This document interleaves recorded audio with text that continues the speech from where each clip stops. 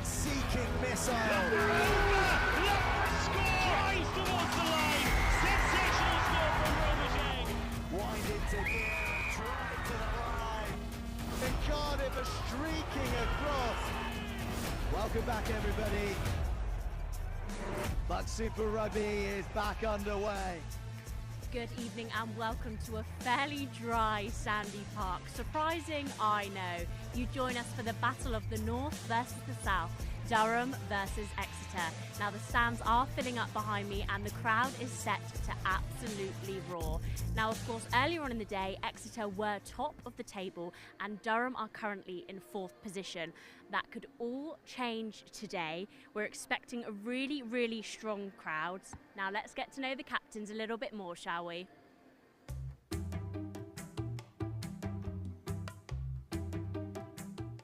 Funniest in the squad, Tyrion Bowen.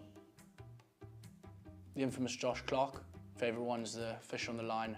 Every gym session he's doing it down the 10-metre track, so yeah, I'd say Clarky. A couple of the new boys, Lucas Brook or Luca Migno. I'm going to say Charlie Coe. He really got through some work in the second team and bided his time, and on the back of a few injuries was probably our best performing wing, strong, athletic, and yeah, definitely put my number on him for scoring a lot of tries. Both. I'd say the league is a better reflection of consistency and commitment. Ooh, Benji Joseph, Bange. Isaac Kiada, his nickname's Carrot, which no one actually knows the reason, but it's stuck. Green Gummy Bear.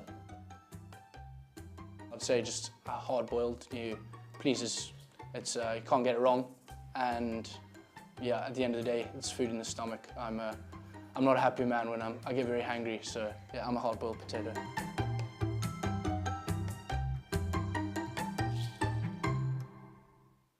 So I am joined by James and Ross here today. Now we're at Sandy Park, so it's only right that we start talking about Exeter. Exeter come into this match with a fairly tight contest against Swansea, 2 points under their belt. How do you think they're feeling coming into this with a good win behind them? No, I think they'll be buzzing to go this evening. This league is relentless, and you've got to be on your game every week, as we saw last week. I mean, Swansea pushed them right to the end, and if you slip up, you take your foot off the pedal, teams will come for you. I think they'll be buzzing to go and just looking to play their game this evening in front of a home crowd. Now, coming to you next, if that's okay, do you think that being top of the table comes with some form of pressure? Is that a good thing, a bad thing? Coming into this at home, we're seeing fans pile in already. What's your thoughts on that? I think there absolutely is some pressure and there's an expectation really on this Exeter side, but they had that going into this season already, so they can almost deal with it. You know, the fact that they're the reigning BUCS Super Rugby champions, which I know you're obviously very happy about, Ross, and they want to go for it again this season to make that 3 on the bounce, and they can if they can keep putting in big performances. And they put 57 points on Loughborough, let's not forget that. Tight game last week against Swansea, but you can hear how excited everyone is already, and I know that they're going to deliver again today. Now, interestingly, the head coach explained that often music is used to simulate the crowd tonight. Just how loud do we think this crowd is going to be? Is the music going to be effective in that kind of training capacity? Are they going to be used to it? I'm going to say that they should be used to it by now, because the Exeter fans bring this noise every single game. You can always rely on them in every condition to bring the noise really for you guys. I think, Ross, you'll back me up with that point now, won't you? No, I would agree, but I'd say as a line-up forward, it's not the handiest when you've got the music and the crowd screaming, trying to hear your jumper call the line-out trigger. But I'm sure they'll adjust tonight. Great stuff, thank you. Well, I caught up with the head of rugby earlier on, so let's hear a little bit more from him. Thank you for joining us this evening. Now, performance-wise, what are you after from the players tonight? Well, it's a huge occasion, I think, for the guys, and obviously it's great for them to be playing at a stadium like this with a big crowd. So yeah, I'm fully expecting them to raise their level of performance to the occasion. I think, you know, everybody's excited. We've had a good preparation for the game, so yeah, I'm just expecting a strong performance from the guys, and I know it'll be a competitive game. So yeah, looking forward to the challenge ahead. And you mentioned earlier on this week that you revel in the tight contests. Obviously last week's fixture was incredibly close. Can you tell me a little bit more about how that kind of tested the players and what that did for you guys? Yeah, it was a really good challenge, and obviously the week before we had a really good win, but those tight victories, they are a little bit more special when you really have to grind it out to the last minute. And we fought hard to make Swansea score right in the corner, and unfortunately their kicks fell a bit short. But it was a great 80-minute contest, and actually that's a really good preparation for this week, because we know it's going to be another tough game, and actually that mental resolve, as well as actually physically having to push for 80 minutes, puts us in a good position. And this evening, are you expecting a close encounter again? Yeah, of course. I think what happens with these big games is you see it in a lot of rugby when it's kind of big occasions or knockout rugby, that sort of thing. You quite often get tight games because the emotion's right up there and the physicality's right up there and everything around it. So yeah, I'm fully expecting a really tough contest, and that's what we want. We want to see a good game of rugby, healthily competitive, for all the talent on both sides out there to thrive, because there is a lot of potential and a lot of talent out there. So yeah, really looking forward to it. And final question, I know I said I'm going to do 3, but I'm going to do 4 for you. Cheeky. Just for our viewers at home, who should they be looking out for on the pitch? Can you give me 3 names of the kind of superstars we should be looking at? Yeah, it's a tough question. We've got some guys that are playing really well at the moment. Jack Forsyth's had strung together a really good few performances. He's really shown some good qualities out there. Lucas Durrell as well, our captain, obviously had a couple of games out, but came back with a really strong performance last week. And obviously Benji has been on the score sheet quite a few times this season, so he's looking dangerous from that fullback position. So those 3 guys are really looking dangerous. Great, thank you for your time, go well. Now let's talk a little bit more about Durham, shall we? We've got Will Parry and Arthur Green spending some time with England men over in the Rugby World Cup. How do you think that experience kind of translates over on this pitch here? I think getting experience at a level as high as it gets is going to be invaluable tonight. I mean, I know from Durham that they've got some boys who are contracted at places like Northampton Saints, so I think bringing that sort of experience into a league like BUCS Super Rugby is going to be invaluable, and it's just going to drive the competition this year. Cool. And now let's talk a little bit about the changes. Obviously we've had I think 6 changes to starting 15, and about the bench as well. What's going on there? Yeah, so I managed to grab a quick word with Si off camera, and I think the reassurance actually for all Durham fans watching at home is that it's not just all because of injuries. A lot of this is squad rotation. Yeah. A lot of it is about giving players a time who have been out with that England experience. Obviously Arthur Green and Will Parry, fantastic they've got that experience, as you say, Ross, but just integrating them slowly back into proceedings and not trying to rush anything, because this is a very intense, high tempo league to be suddenly thrown into the mix of. You know this better than anyone because you played in it. So the fact that they're sort of slowly getting everyone back into it, I think is a very smart approach to things, and potentially we could see that valuable experience from the likes of the Falcons players, Northampton Saints players, really start to mix in well with those who've experienced an England rugby camp, and actually we could see it pay dividends for Durham this evening. And looking at their last match, they're obviously coming into this with a win, same as the other side. How do you think that's kind of given them some spirit, some excitement? Do you think they fancy their chances this evening?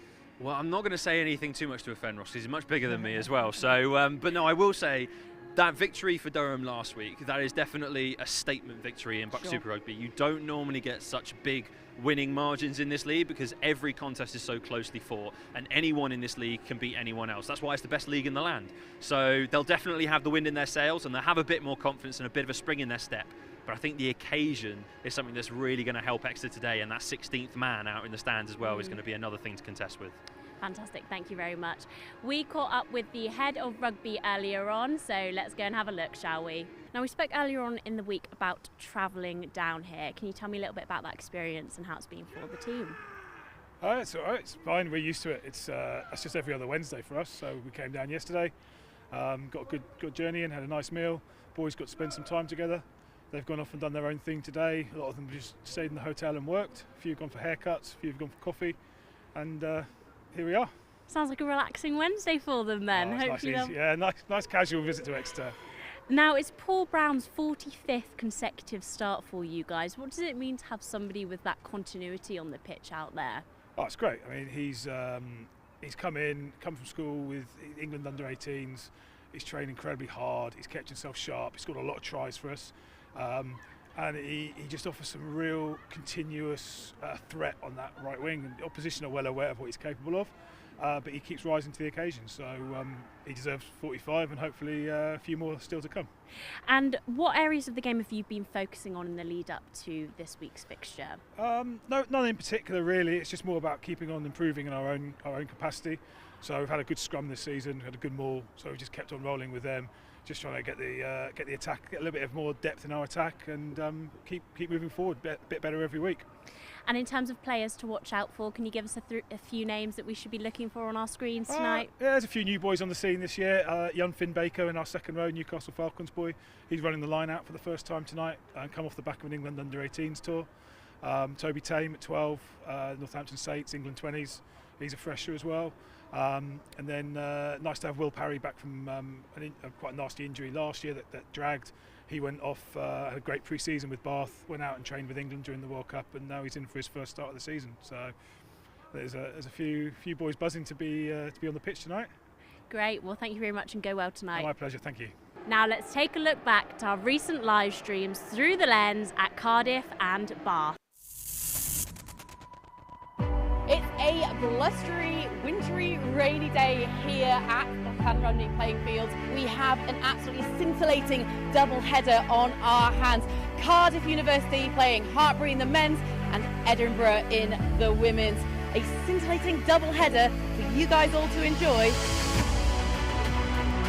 Numbers here on the right, lovely hands, Walker again for a double.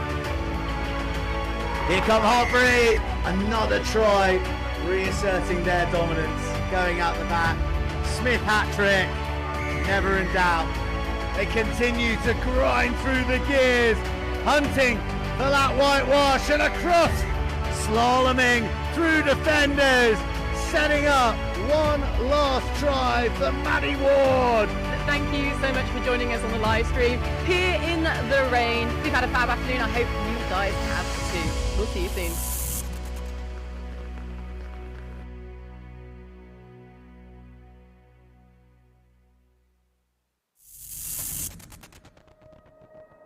Whatever the weather, whenever you find yourself down at the Rec for a BUCS Super Rugby game, you know that you're in for a treat.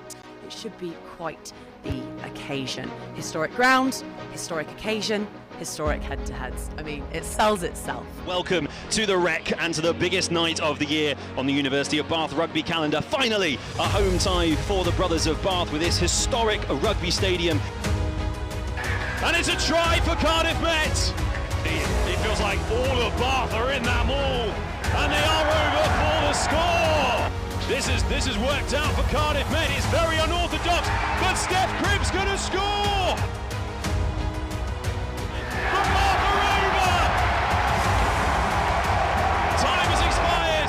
The game is theirs. The University of Bath have a BUCS Super Rugby victory.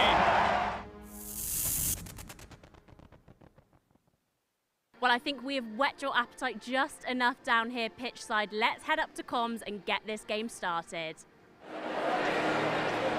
Thank you very much, Stella. Good evening, everyone. Thank you for joining us on what is a chilly Wednesday night, but we aren't going to let that get us down because it's Wednesday night, and that means it's BUCS Super Rugby time. And Sandy Park is the theatre for today's titanic matchup with two historically successful BSR powerhouses. And joining me up here in commentary, wrapped up in multiple layers this evening like the little Exeter Chiefs burrito, is BUCS Super Rugby alumni and Exeter Chiefs rugby star Ross Vincent. First of all, Ross, how are you, sir? Are you excited for today's fixture? I'm well, thanks, James. Thanks very much for having me up here. I cannot wait for this evening's game. I think the boys are going to be firing on all cylinders. It's going to be an absolute titanic game. Can you give us an inkling into what the atmosphere has been like in camp this week? Because this is a very special occasion. I think there's been a bit of an emphasis on playing the game, not the occasion. But I think the boys deep down are just roaring to go. And just before we get into the teams and the fixtures, you are living testament to this, so I'm sure you can reaffirm the point for me. The teams we're about to witness this evening and see on show really are, they're showing off future stars of the game, aren't they? No, absolutely. We've got the likes of some Premiership contracted players here, down here, who are just they're going to bring fire tonight. Absolutely. Well, let's take a look at some other results that have come through from last week in BUCS Super Rugby and indeed this week. So there you go, they're the results of round 4. Bath finally getting that first victory of the season, 25-20 against Cardiff Met. Swansea thought they could get a victory against Exeter when they went down to St Helens, but Exeter left 2 points to the good and 21-19 ahead for the win. Durham won 33-7 against Nottingham at home last week, so they've got the wind in their sails ahead of today. Hartpury 21-7 victors against Leeds Beckett. Loughborough beating Cardiff 34-10 at home. It was another scintillating round of action in BUCS Super Rugby competition. Now let's have a look at what's happened in round 5 though of BUCS Super Rugby competition. Scores still coming in, but scores that have been confirmed already. Leeds Beckett falling to Loughborough at home. Loughborough on the road winning 39-19, a statement win for the African Violet. And Bath backing up last week's performance with another home victory against Hartpury, 38-21 there. And Nottingham did actually win, so that's the wrong score, sorry, against Cardiff Met. They won 41-39, I believe, or 42-39 in the end at home. So that's their first win of the season for the University of Nottingham. And the latest scores coming in from those later kickoffs for Cardiff Swansea is Cardiff are currently trailing 17-31, Ross. And obviously in the Women's National League, Hartpury got a win on the road, as well as Exeter getting a win at home. But the latest in the other Women's National League fixture is that Cardiff Met are 19-15 up against Loughborough. Any shock results for you there, Ross, coming in from BUCS Super Rugby in round 5? I think Loughborough going down is a big one. They'll be close rivals now, obviously. But well, Loughborough won. That was a big win on the road for Loughborough. Big win on the road for them. Currently down. So let's take a look at the teams for this fixture, though, at Sandy Park today. The noise making it impossible to hear each other, but we're going to start with the home side. Only 2 changes to Exeter's starting 15 compared to last week against Swansea. They escaped narrowly with a victory on the road by 2 points, and 2 changes come in the front row. Jared Williams and Archie Owlett promoted into the starting pack, joining try superstar Joe Vajner in the front row. Lucas Durrell captaining from the blind side once again, with Wales under-20 Seb Driscoll rounding off the pack from 8. Bath Rugby convert Luca Mignot will be steering the ship from fly half once more. Orson James is fresh off Premiership Cup duty with the Chiefs and will be serving him ball throughout. And Benji Josland, I'm sure, will look for more to add to that 6-try tally he already has this season from fullback. He's the man in top form currently and will light up Sandy Park tonight. Fresh faces amongst the bench for Exeter, including club captain Chris Freeman and fresher Tom Gully. Exeter Chiefs and third-year Cian Gentry, another of those new names for you. Then finally, Kofi Barton Byfield, the man who scored that try down at the Stone X's back for only his second BSR game of the season.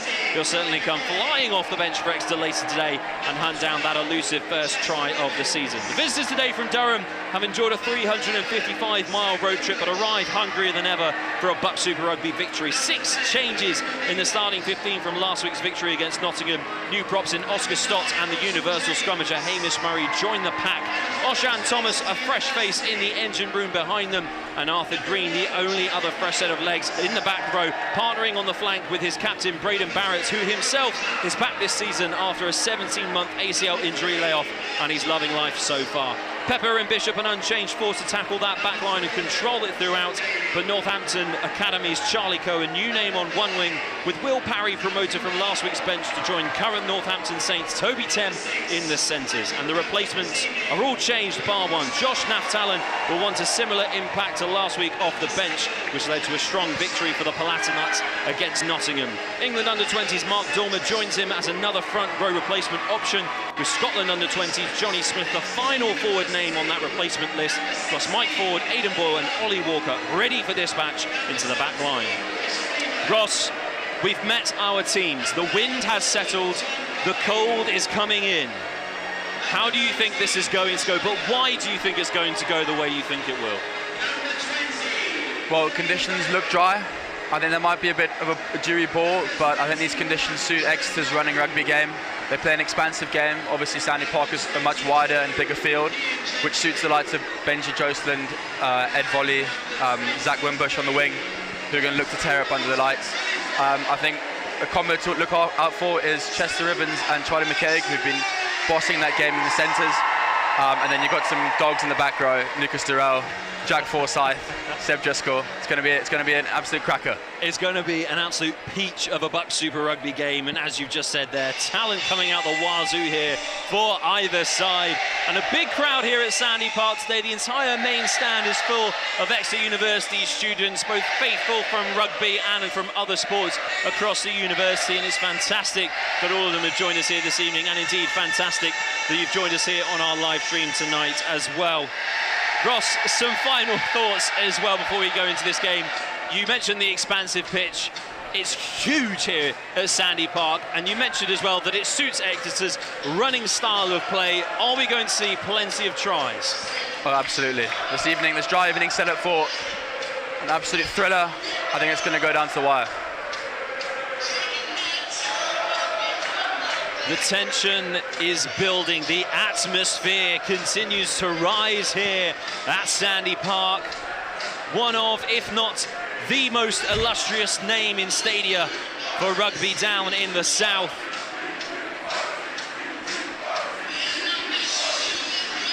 And Exeter University, of course, are chasing a third BUCS Super Rugby title in a row. And for some of these students that are part of the BUCS Super Rugby team, that could mean a 100% success rate in university rugby, and what an honour that would be. You can see at the bottom of your screen, the Exeter University teammates are ready to welcome the home side onto the Sandy Park pitch.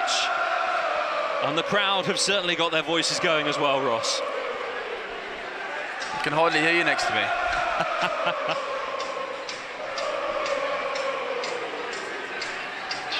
Coming up next in BUCS Super Rugby, we have got Hartpury being covered here, courtesy of BUCS TV on the BUCS YouTube channel. Hartpury versus Cardiff met the BUCS Super Rugby clash. That's next week. Don't miss it. I know the graphics disappeared away very quickly, but get all over the social media, because that's another game that you do not want to miss. Because, Ross, Hartpury are another big name in BUCS Super Rugby, are they not? No, absolutely. I remember last year, Hartpury at home. We were up first half, and Hartpury came back and ended up stealing it to death. Games going down to the wire, game sealed at the death. This is what we love about BUCS Super Rugby, and we are about to be treated to another amazing fixture once more in this glorious competition. And finally, the tension music is out, Ross. The moment has arrived. Exeter University poised to make their arrival to announce the beginning of this game. But first, Durham University making their way out onto the pitch, led out by their captain, number 7, Braden Barrett. As I mentioned already, he started this season coming off the back of a huge 17-month injury layoff. That ACL you can see strapped up on his knee. Here we go. But here come Exeter University, led out by Lucas Durrell. Just listen to that crowd.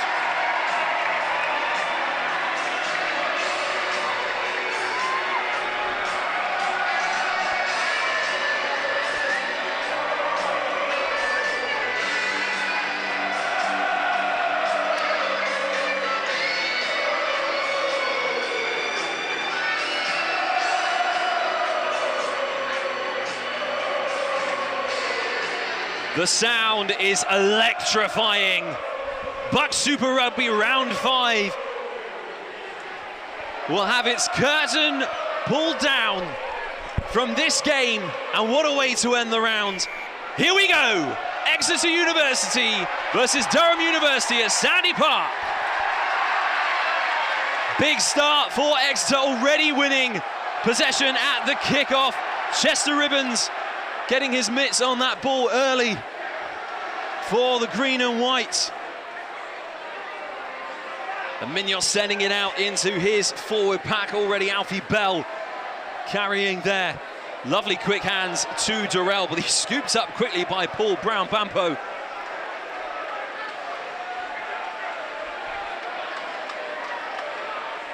It's all about putting the phases together early on here for Exeter. That's clearly their tactic.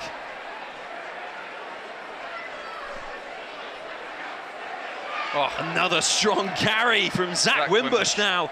Ross, this is a strong start, Exeter bringing the physicality. Absolutely, but Durham look up for it, James. They look up physically. Well, that Palatinate defensive wall is coming up very quickly, and Exeter have found some space with Durrell. He's got the offload away to Ribbons. Fantastic work there from the blindside flanker, and a huge carry now by Archie Owlett.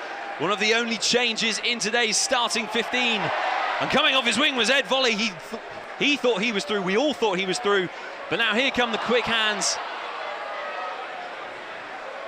That one just evading everyone and has hit the floor, so Exeter need to get that momentum restarted, and I think they can do it with Alfie Bell, but he took the extra roll. Referee not happy. Penalty for the Palatinate defensive wall, and Ross. Jeez. What a start. What a start. What a start indeed. A little bit speechless there, really, aren't you? I don't think anyone from the Exeter fan base was expecting such a physical match, actually, in defence from Durham. No, absolutely. The boys all look fired up, and no better occasion to be so fired up for. So we've got time off here because Braden Barrett is receiving a bit of treatment there on the pitch from the physio team.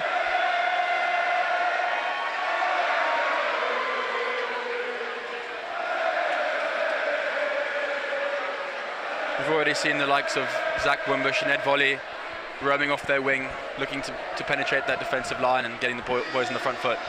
Which is, it's interesting to note, isn't it? Because we spoke in the build-up about how we're definitely going to see expansive rugby played, running rugby. We're going to see the ball come right out to the whips.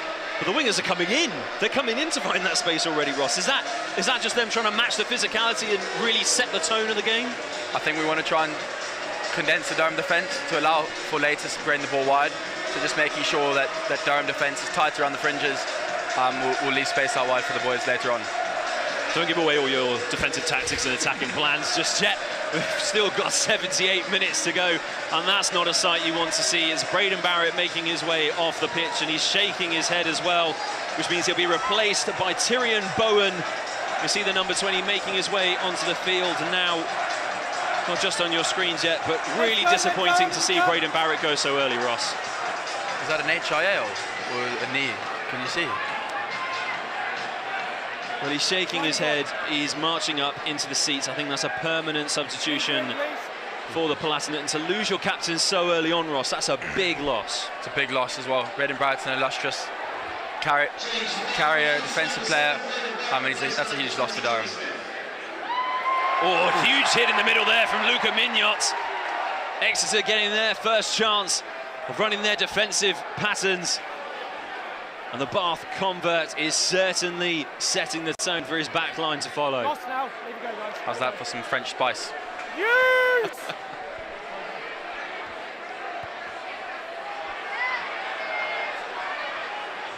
Well taken clearance kick there by Ed Volley. And he's found a little bit of space. He's got some good meters there for Exeter. And the space is there. Mignot's going to find it with his boots. But instead, he just finds Paul Brow-Bampo.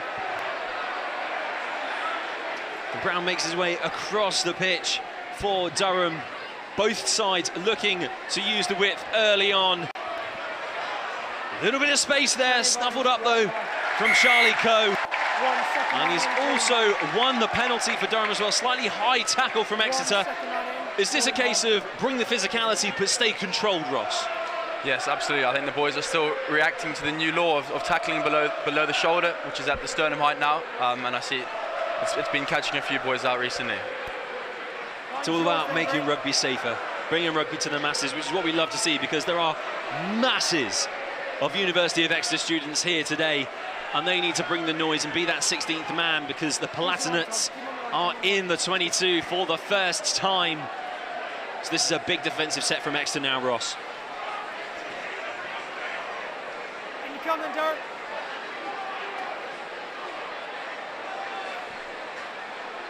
Collected well by Finn Baker for Durham. It's a great punch from Exeter. Well, they initially stopped the rolling maul, but it's started once more again, and it's with Chris Poole, the hooker at the back.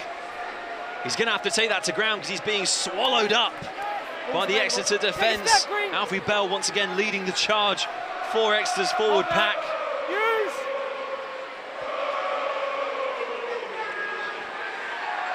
Marcus Rhodes, big carry from the big number 8. He's clear. Short. Durham making small meters, but big meters in the course of this game, but a huge turnover from Lucas Durrell, the captain, coming in clutch at just the right moment. And now the University of Exeter get a little bit of breathing room, and Ross, you could not look more relieved. It's going to take something special to stop Durham from that close out, and the captain has delivered. What a way to lead your team, just in what looked like a really difficult hair-raising moment. He came in to make the vital turnover. Short line out here for Exeter, 5 in the line. A lot of movement, and Alfie Bell has got that down. Lovely little move on the far side. Exeter found some space. Bounding forwards through it all was Joe Wagner. Advantage now for the University of Exeter. What will they do with it? Gotta play it. Something special is brewing at Sandy Park. And it's gone backwards. Play can continue. Zach Wimbush picking up the spoils. Big carry from Seb Driscoll. Mignot sends it back inside to Benji Jostland. Side entry from Green, now we'll come back to the high tackle. A side entry from Exeter there at the Ruckmeys will go back for the penalty advantage. Ross, kick it in the corner or kick for the points? It's a tough one, James. I think you've got to go corner here. Well, the lino is running right into that corner by the flag. The kick is sent his way, and Exeter will have a chance to set up a driving maul from, I would say, about 12 metres out there. Ross, I'm not sure how your pitch measurement maths goes. What do you think needs to be done from here by the forward pack? It's a long way to maul it, but I think they need to get some solid base, some solid ball at the back of this maul, and give the backs a chance to run it in. It's just over the head of Alfie Bell, so a bit of mismanagement at line-out time means Durham are going to come away with the ball. They've been given a lifeline there by Exeter.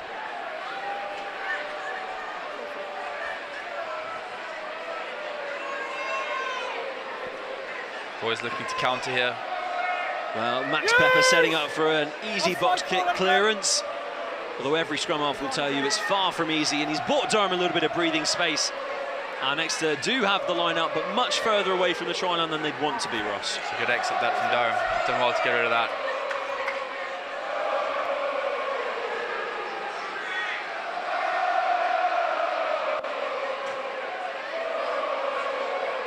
Another short line out there for Exeter. They found Joe Bailey, but they found him illegally because the line out was not straight from Joe Wagner. So it's going to be a scrum down Durham ball. First scrum of the game here, Ross. It's always a tasty one, isn't it? It's where the front row can really show what they're made of. This is what they're in the team for, and let's see if they can deliver. It's what front row forwards live for, isn't it? Actually, as forwards overall, it's what we live for, isn't it? Yeah, something like that. Black one, shoulder out, please. Thank you. Good lad. Crouch! Bind! We've got head on shoulders before we move him down. I believe this is Jared Williams' 50th cap for the university. You hold there. Yes, he was closing in on it for a while. He's now the second most capped BUCS Exeter player of all time. That is phenomenal. So lots of history, lots of knowledge in that front row for the University of Exeter. Also on the other side with Archie Owlett as well, who went through that Chiefs Ace programme. And he's already got a try this season as well. So another dangerous prop. Set. And referee, he's still not happy with this scrum picture. Is it frustrating seeing these scrums constantly being reset, Ross? I don't know what your take is on it.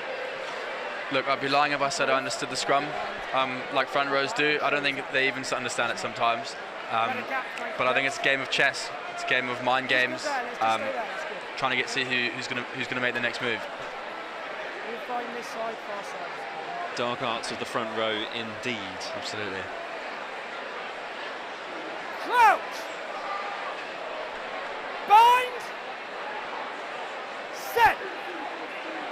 Great punch from Exeter. Really good shove at scrum time from Exeter, but Durham get the ball out nice and quickly. Break through the middle here for Will Parry. Acres of space on the Sandy Park pitch. Brought down by Durrell, just inside the 22. Scramble time for the University of Exeter. Here we go then. Durham punching the hole through the defence. Serious cover tackle from Lucas Durrell there. And that's a wayward pass from Patrick Bishop. But a penalty for Durham. Off the ball, looks like. Off the ball indeed, Ross. What do you make of that? Is that a bit harsh, or because it was a slightly chaotic moment, but you can understand why that might have happened? I think pressure on Exeter retreating. I think they almost got pinned for offside there coming back. But Durham have done well to make that break, and looks like they're going to set up for 3 points here. A fantastic break from Will Parry, of course, heavily involved in Bath Rugby's setup, so won't be the last of his name in this fixture by any means. And Lucas Durrell just having a calm word here with the referee about something he's not happy about. Ross, what's he like as a leader? Can you give us an insight to that? So Lucas Durrell is actually my housemate. I live with him. Well, I'll be asking for his cooking prowess at half-time then as well. That could be interesting. But what's he like as a leader on the pitch? He's calm, collected. He leads by example. I mean, he's your ideal leader, to be honest.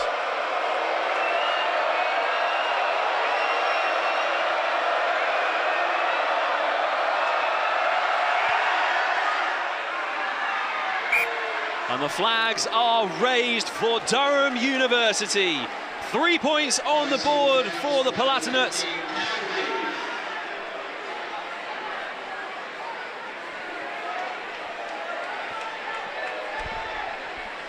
Time's off. And it means that they lead this fixture 3-0 courtesy to the boot of Callum Grieve. And we're just waiting for a ball to make its way onto the pitch so we can get started once more through Luca Mignot. Here's a look at that shot through the goalpost once more. Cool as a cucumber, that one, despite the noise, wasn't it, Ross? Yeah, he's done well under pressure there. That's a great take.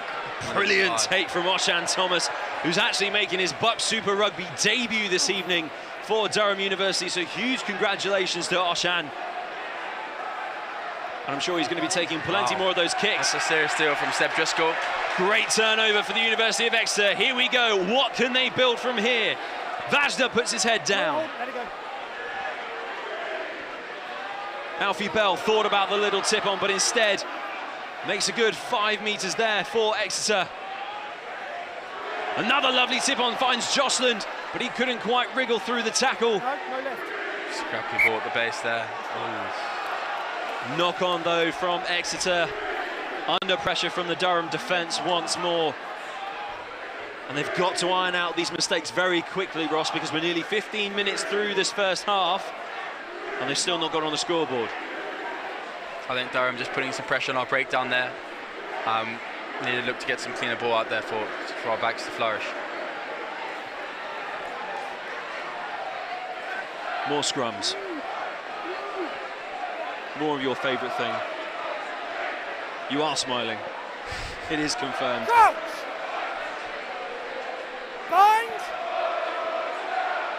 Set!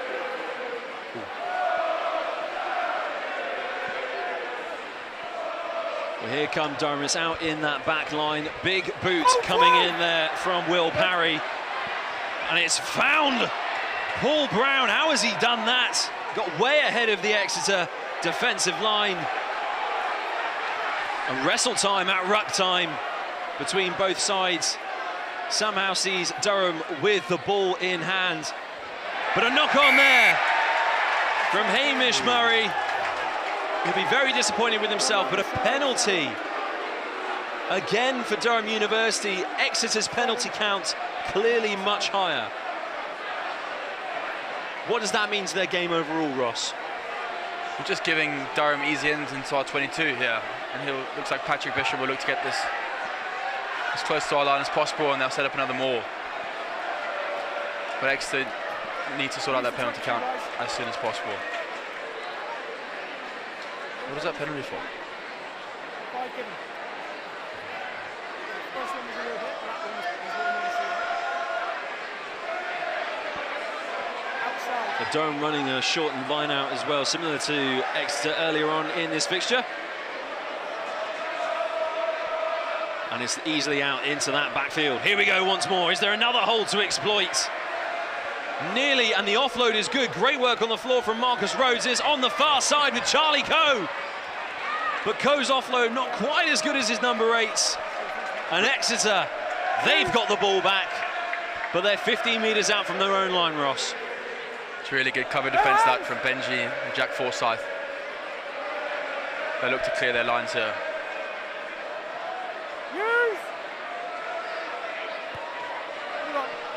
Lovely box kick there from Orson James.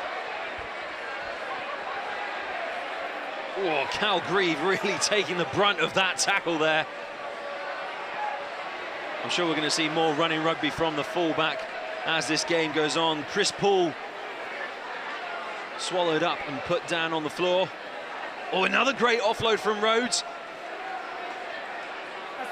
And a great contest at ruck time sees Exeter win the penalty once again, courtesy of their captain, Lucas Durrell. He's a menace around that breakdown, James.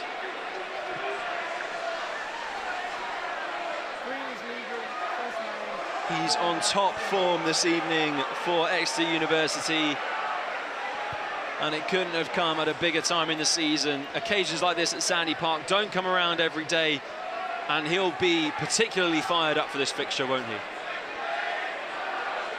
No, absolutely. He missed one of these fixtures last year with an injury or an ankle injury, so he'll be making the most of every second year. Bell brings the ball down for Exeter, but they're not hanging around with them all. They send it straight out to Chester Ribbons. And he makes a small but crucial dent, but that's knocked on. Well, knocked backwards, I should say, sorry. Fortunate that. And again, Durham really charging through. Lots of high pressure in defence there, and Seb Driscoll just about dealt with it. Durrell is folded in half. Now 20, lost. Another big hit coming in on Joe Bailey now. Both second rowers taking a beating so far in this game. And that's a loose ball. It's a great pickup. Charlie McCaig dealt with the scraps, and Orson James sent it downfield. But it's an easy clearance for Patrick Bishop. He gets his side a little bit of breathing room. And Exeter can reset with a line out. You must have some moves up your sleeve from here, Ross. Well, we're looking to get to the backs here, I think. A lot of space. Just going back to that Durham defensive set, they look really fired up tonight, James. Heading Exeter back a few times, causing menace to break down. It's going to be no easy running for Exeter if they're going to get points on the board. Do that 355-mile trip hasn't affected them in the slightest. They've had their Red Bulls, they are fired up. That's a lovely bit of trick play at line-out time from Exeter, though. Out into the back line to find Jack Forsyth. It's another big hit from Durham. But Forsyth only finds that Palatinate wall. And he can't break through it. Archie Owlett. He finds a small hole. The ball is slow here for Exeter, so Mignot sends it wider to Durrell. And Durrell does make a little bit more ground than his forwards had previously, but he's lost it forward on the ball, the referee says, and now Durham's defence has paid off once more. Can they utilise that space that's available for them? Yes! Charlie Coe turns the gas on, back inside to Marcus Rhodes. One more pass, and they're going to be in for the score! Was Patrick Bishop held up? That is unbelievable. He was! That is unbelievable defence. Charlie McCaig, Benji Jocelyn. What a defensive set from Charlie McCaig. You could hear the crowd. They were panicked, they were worried, we didn't know what was going on. But thanks to the outside centre's efforts, Durham have come away empty-handed from a huge moment. And you get the replay up there, James. And that's Rhodes using his footwork to march through the middle of Sandy Park. More loose passes for Durham. And a knock up in the air, but it still finds Paul Brown. He's using those feet. He's around the last defender. Paul Brown, bamboo! Wow. Try time for Durham University. Paul Brown in the corner. And he's swept up by his teammates in celebration. That is an individual try for any highlights reel. Ross, I think we're all slightly speechless here. Durham have come to play, that's for sure. Unbelievable step from Paul Brown. Just getting around Benji Joseph there. More elusive than Houdini himself. You could not work out where those feet were going to take him, but it took him over the try line. And Durham are now 8-0 up at Sandy Park, with the conversion still to come from Callum Grieve.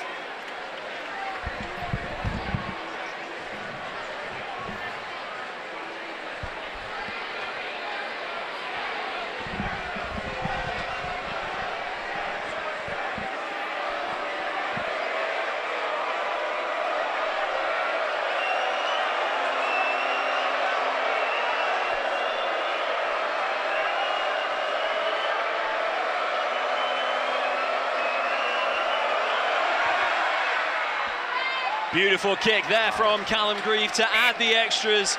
He takes his side 10-0 ahead here at Sandy Park. Ross, you're right, Durham have come to play rugby. Here's a look at this tap tackle from Charlie McKegg. Benji Joseph just holding him up right at the end. Shows a lot of heart, that chest back. But Paul Brown is a phenomenal bit of individual brilliance. Well, you don't end up being an England 7 students and counties player for no reason, and he's showing that this evening here at Sandy Park.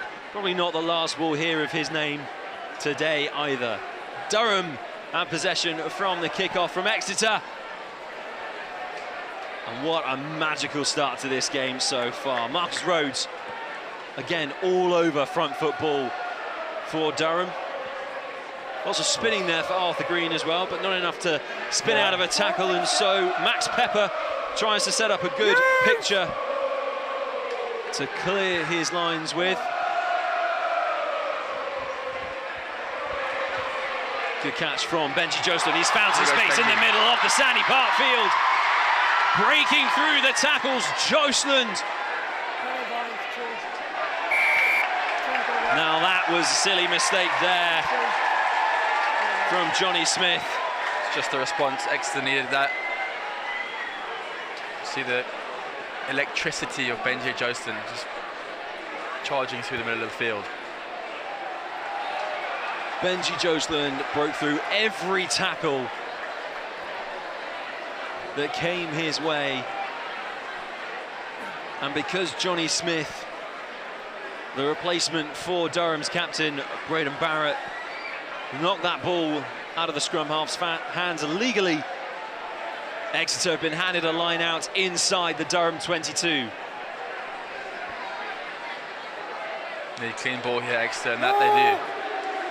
Great take, but it's going to be straight out into the back line, potentially. Blocking. Offside called by the referee, sorry, not blocking.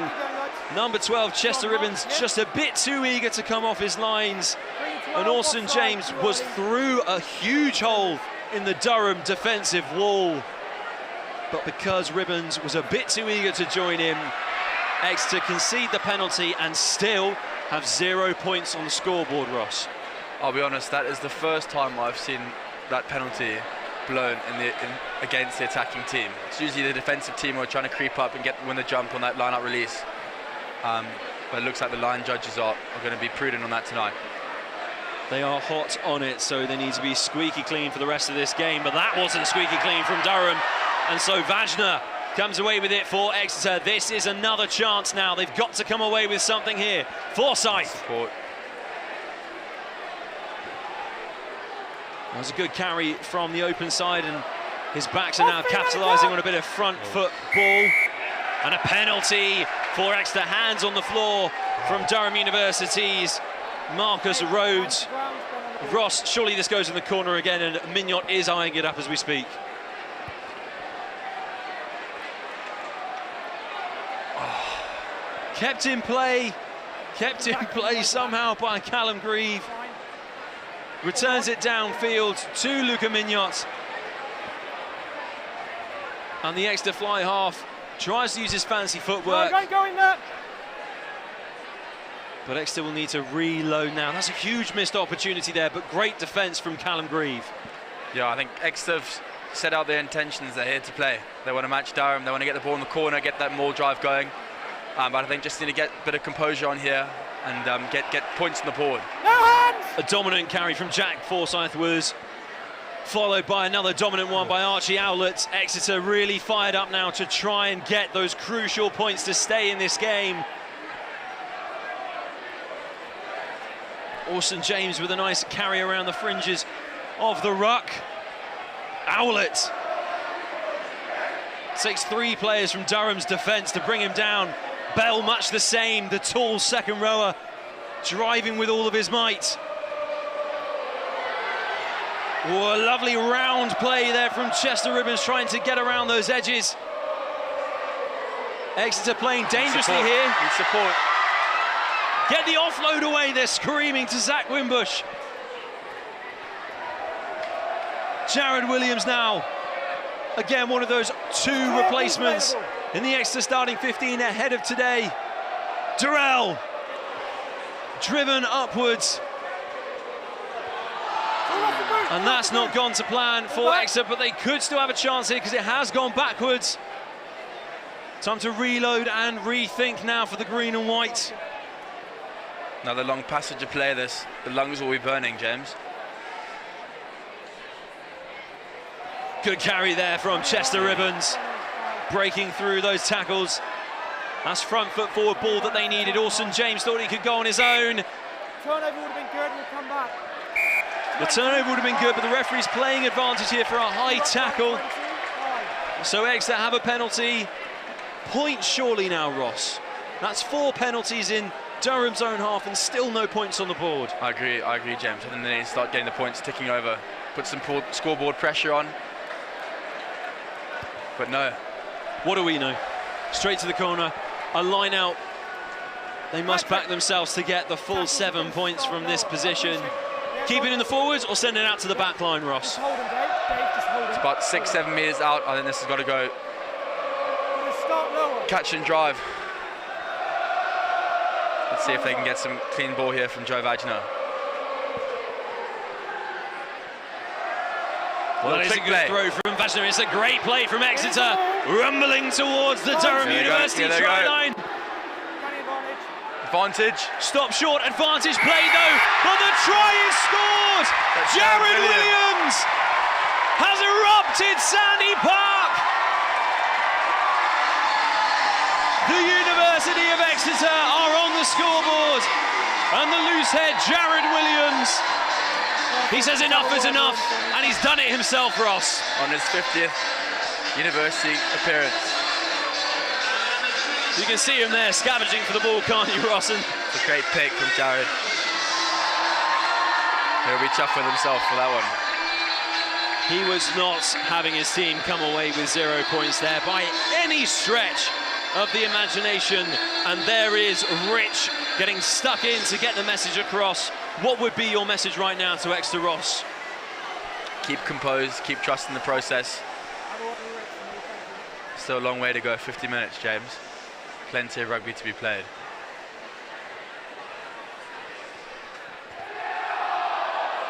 Well, the kick not quite so good there from Charlie McCaig on this occasion. However, Exeter University are still finally on the scoreboard. It's Exeter 5, Durham 10 in BUCS Super Rugby Round 5 action here at Sandy Park. It's been a packed first 30 minutes, eh, James? I can hardly contain my excitement, Ross. This has been a game of epic proportion from BUCS Super Rugby standards, and it's not going to stop anytime soon. Good restart from Durham, has found the hands, but a wayward offload from Oshan Thomas, the debutante, Had the right idea there, but instead of finding Luke Brown-Bampo, finds touch. Durham looking to get Paul Brown on that kick chase. He obviously gets up high, he's an athletic figure. Trying to challenge our pod there. Good take there from Alfie Bell at the line-out, and the referee's got in the way of that play, which Exeter will not be happy about. Oh, silky skills. I'm sure you could pull that off, couldn't you, Ross? Not as a forward. If we gave you 20 attempts, maybe? Well, the referee, annoyingly, from an Exeter perspective, getting in the way of that latest attack, because they were running another great move. It looked as though Chester Ribbons had timed his run perfectly this time round off Seb Driscoll. And what could have been, Ross? What could have been? Instead, we settled for another scrummy restart. Bind. See what I did there? Set. That went straight over my head. There are other people laughing, it's fine. I'll live off that, Ross.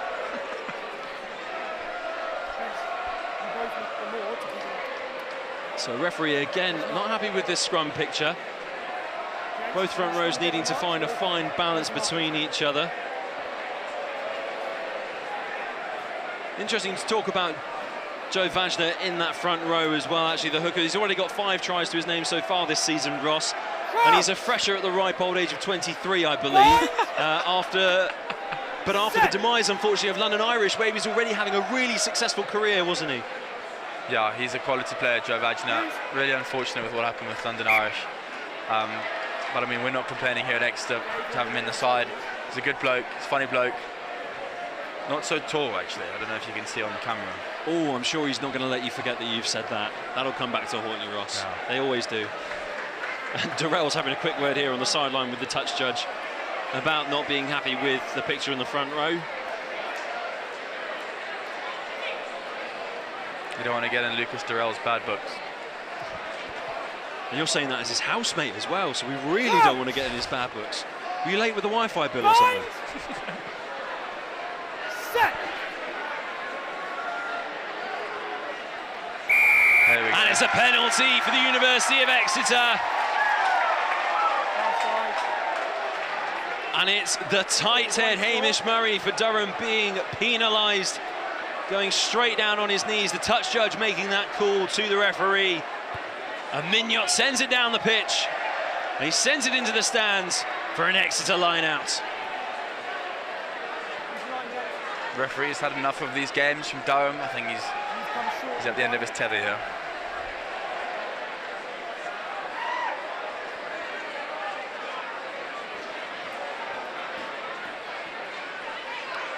Another great take from Alfie Bell, but breaking away with Seb Driscoll, and Forsyth running a great cutting angle. Here we go, Chester Ribbons. Exeter inside the 22, building with every play. Vajner, another one carrying forward. That's a loose pass though from the hooker. Exeter really starting to build something special here inside Durham territory, deep inside Durham territory. Driscoll gets the offload away. Awesome James brought down just 5 metres shy. And here goes Seb Driscoll with a carry of his own.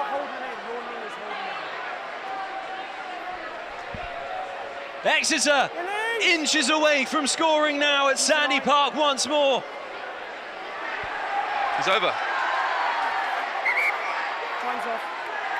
And the crowd were roaring, but the referee not so sure. Joe Bailey looks pretty convinced. That looked over to me, James. And it's held up, the call coming in from this near side touchline as well. An opportunity gone missing there for Exeter. Brilliant play from both forwards and backs. Some fantastic cutting, running lines being put out there. Just shows the sort of game that Exeter are looking to play, looking to break to those half gaps, get it offload, keep it continuous. We've got players down receiving a bit of treatment here for Durham once more. Alfie Bell waving his arms around in the air because he just wants to get going again. Because Ross, when you get this momentum, you want to keep it, don't you? And you get that by keeping the game going and keeping on the ball. Absolutely, this game's all about momentum. It's all about momentum and the fine margins. Let's hope that turnover doesn't come back to bite us.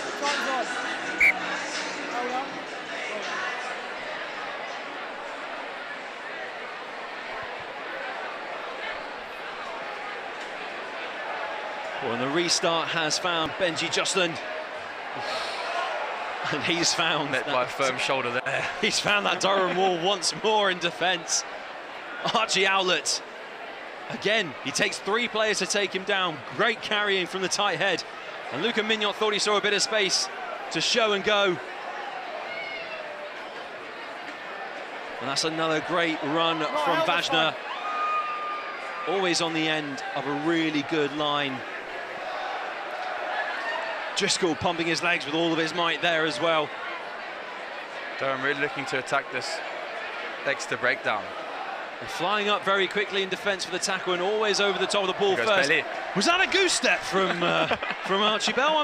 I'm not sure, Alfie Bell.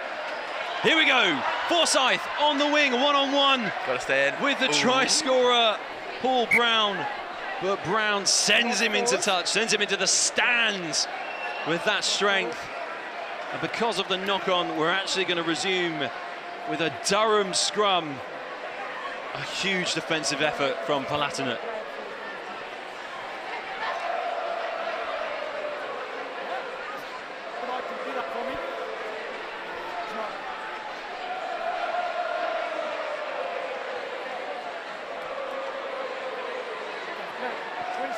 I keep mentioning his name. He's got a little tap on the bum there from Orson James. Ross, Seb Driscoll. He's fresh off Wales under-20s World Championship experience. It's great that players like this are involved at university level and they add such value to sides such as yourselves, don't they? Absolutely. Seb Driscoll, we call him. Bit unfortunate last year with a bit of injury. And didn't feature too much, but he's gone from strength to strength to the World Cup and coming back in, and he's had a few good performances and he's cemented his spot in the back row. Unfortunately, Exeter conceding a penalty at scrum time. Archie Owlett, the offender, losing his bind at scrum time, the referee saying. And a tight head of his prowess will not be impressed with that one bit, Ross. He'll want to rectify that at the next scrum. Absolutely. Really important stage of the game here, going into half-time. Well, our clock says 4 minutes until that half-time break. The clock in the stadium says 90 seconds, but the only clock that matters is the one on the referee's wrist. So both sides will just have to go at 100% until that whistle is blown. And here come Durham with a driving maul from inside their own half. Obviously looking to give their scrum half, Max Pepper, a better picture to clear with. Chris Paul keeping that one tight inside the Durham driving maul. Jabelli was careful not to concede a penalty there for Exeter as well. And there he goes from Pepper in the back line. Bishop. Great crossfield kick, doesn't find the hands, unfortunately, of Charlie Coe. But look at Coe's wheels. Look at that pace he's got against Zach Wimbush. But the ball with more pace than both of them. And it bobbles into touch. Got some wheels on him. Number 11. It reminds me of Adam Radwan, someone who's very elusively fast on the pitch because he just seems to pop up out of nowhere but can accelerate from 0 to 100 miles an hour in the blink of an eye. Yeah, luckily we had Zach Wingbush covering that one. Let's go then, Green.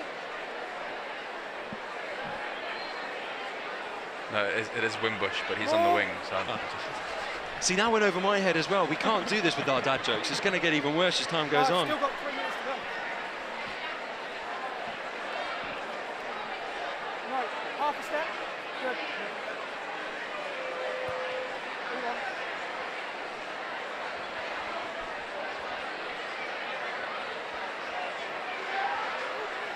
Lost. boys look tired filtering into that line. Steady. This half-time whistle couldn't Wing come it, go sooner. back. Well, that's a big kick going in from Callum Grieve. That came down with ice on it. But Durham offside on their chase. And so Benji Josland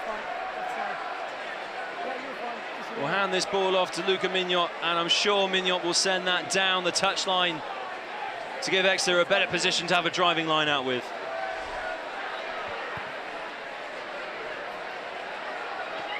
A try here would be momentous going into the break. It's huge, isn't it, to score right on the cusp of half-time? Absolutely, absolutely. Both sides of half-time are critical moments in the game that you want to be on top of.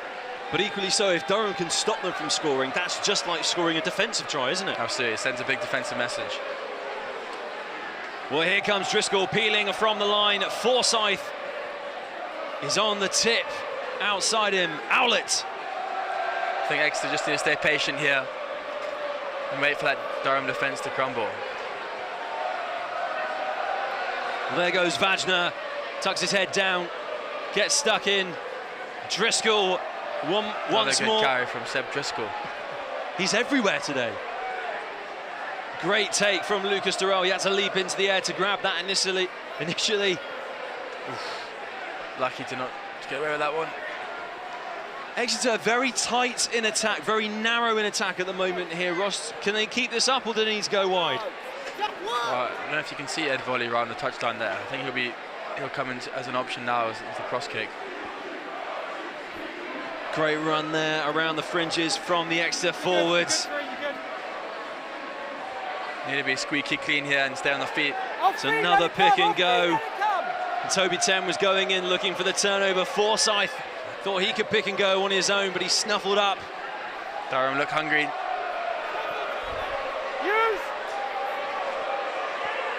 Big carries coming in for Exeter now. Big one-off boulders. Right up, Green. Backs will be crying for it at any stage now. No, he's not on the ball, let it go. One more surely sees them over the line here. But it's out into the back line. Mignot is going wide. One more pass. Josland wrestled to the floor. Scramble time to support the Exeter fullback. And a penalty for Durham University just as our clock time expires. Could this be the end of the first half? And what a huge statement for Durham to make it is. Patrick Bishop sends it into the stands. And Ross, that's a missed opportunity on the stroke of half-time. Absolutely. I mean, we're creating chances here, but goes for nothing if you don't finish. Really good defence there from Durham. Well, you said it at the beginning of this half, and I'll say it again to you now. Durham have turned up to play a bit of rugby here, and play rugby they have done. It's been an absolute treat to watch so far. Half-time, Exeter University 5, Durham University 10. And we're going to take a look at the try-lights now from that first half. We're going to show off what a spectacle this game has been, because, Ross, it's just been end-to-end. I don't think the scoreboard really reflects what kind of game we've been watching, James. It's been expansive, it's been exciting. There's your club mascot on screen now as well for everyone to enjoy back home. Snappy. Great to see celebrities, big and small, here today. Well, while Snappy enjoys his half-time break with the crowd, we're thinking back on how that's been an amazing game. And it started off first points for Durham, thanks to the boot of Callum Grieve. That's what won them 3 points. And now this is eventually what leads to the try, but talk to me about the defensive effort once more. Look at Charlie McKay, busting your gut to get back there. Just clipping with a tackle, and Benji Joseph coming in and wrapping him up. It's phenomenal defence. Rolled Bishop onto his back like a stranded tortoise, but there was no stopping Paul Brown-Bampo. Jeez, look at that. Explosive stepping from Paul Brown there. Almost leapt over every challenge that came towards him, didn't he? Here's your favourite part of the whole first half. Talk me through this, Ross. This will be a trick play that Gareth came up with. Jared Williams just picking and going. seeing that line. There's no one stopping him from that close. No such thing as white line fever to him. It's white line triumph from Jared Williams. He gets down over the line. But let's take a look at what's coming up soon in BUCS Super Rugby. As we said earlier on in the programme, next week we'll be at Kingsholm. It's a double header. Hartpury versus Cardiff Met in both the WNL and BUCS Super Rugby competitions. And then a few days afterwards, Loughborough are taking on Hartpury as well. All covered for your enjoyment and pleasure to watch, because it's always some of the best rugby on display. And you've played against both Hartpury and Cardiff Met, Ross. That is going to be another clash for the ages. Absolutely. I mean, at Kingsholm, it's like their sort of varsity, isn't it? Absolutely. And with that in mind, let's take a look at what other big events are coming up this year in the BUCS calendar. Later on, we have the Nationals and Big Wednesday.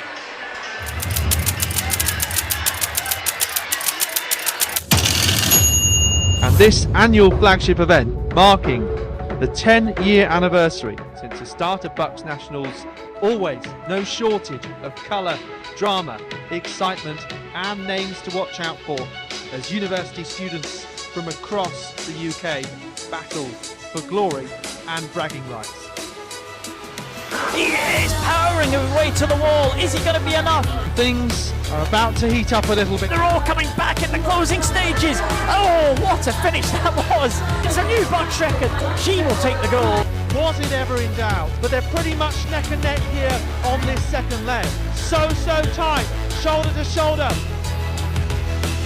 Trying to get alongside. Looks like it's between these four for the medals. She's going to bring them home. It's going to be gold. Shot for shot now, into the finish. Where's this one going to go? Brunel come home to defend their title. Who would have thought? Who would have thought? Especially in near London.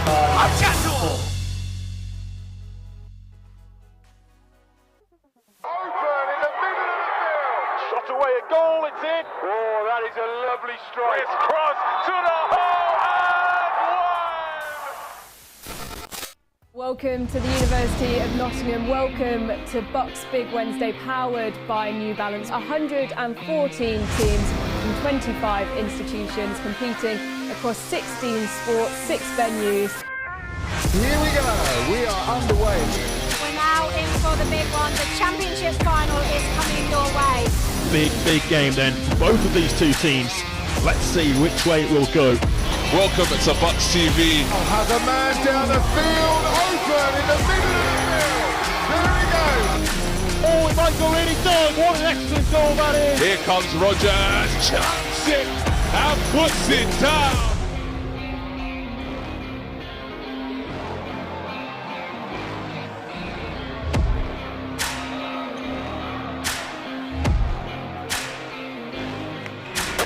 Big strike. And that is in the back of the net. The Fletcher end, 14 points to 10. Let's make a right footing all the way in, and that's 1-0. Wow! Nottingham won it at the death.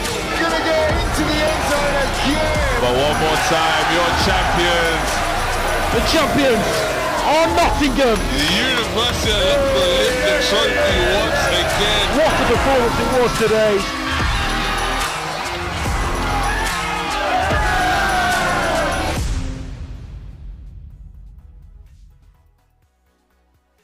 Phenomenally entertaining match so far. I have got women's captain Naomi joining me. What do you make of that now? Durham in the lead. Yeah, I'm not really sure. I mean, with the crowd that we've got, I really expected a sort of big start from the boys, but I think going to the second half, they've got a hell of a crowd behind them, and we've seen them pull it back in the past, so I'm sure they've got a lot to come. And let's just talk about that try from Paul Brown in the corner there. It's his 45th consecutive start for Durham. What did you make of that? I know you're an Exeter girl, but come on, what did you make of that? Yeah, I mean, the footwork there, it's unbelievable. You can't really teach that. Yeah, I mean, they tried to stop him. They've shut him down in the past a couple of times, but yeah, he just got the better of them then on that occasion.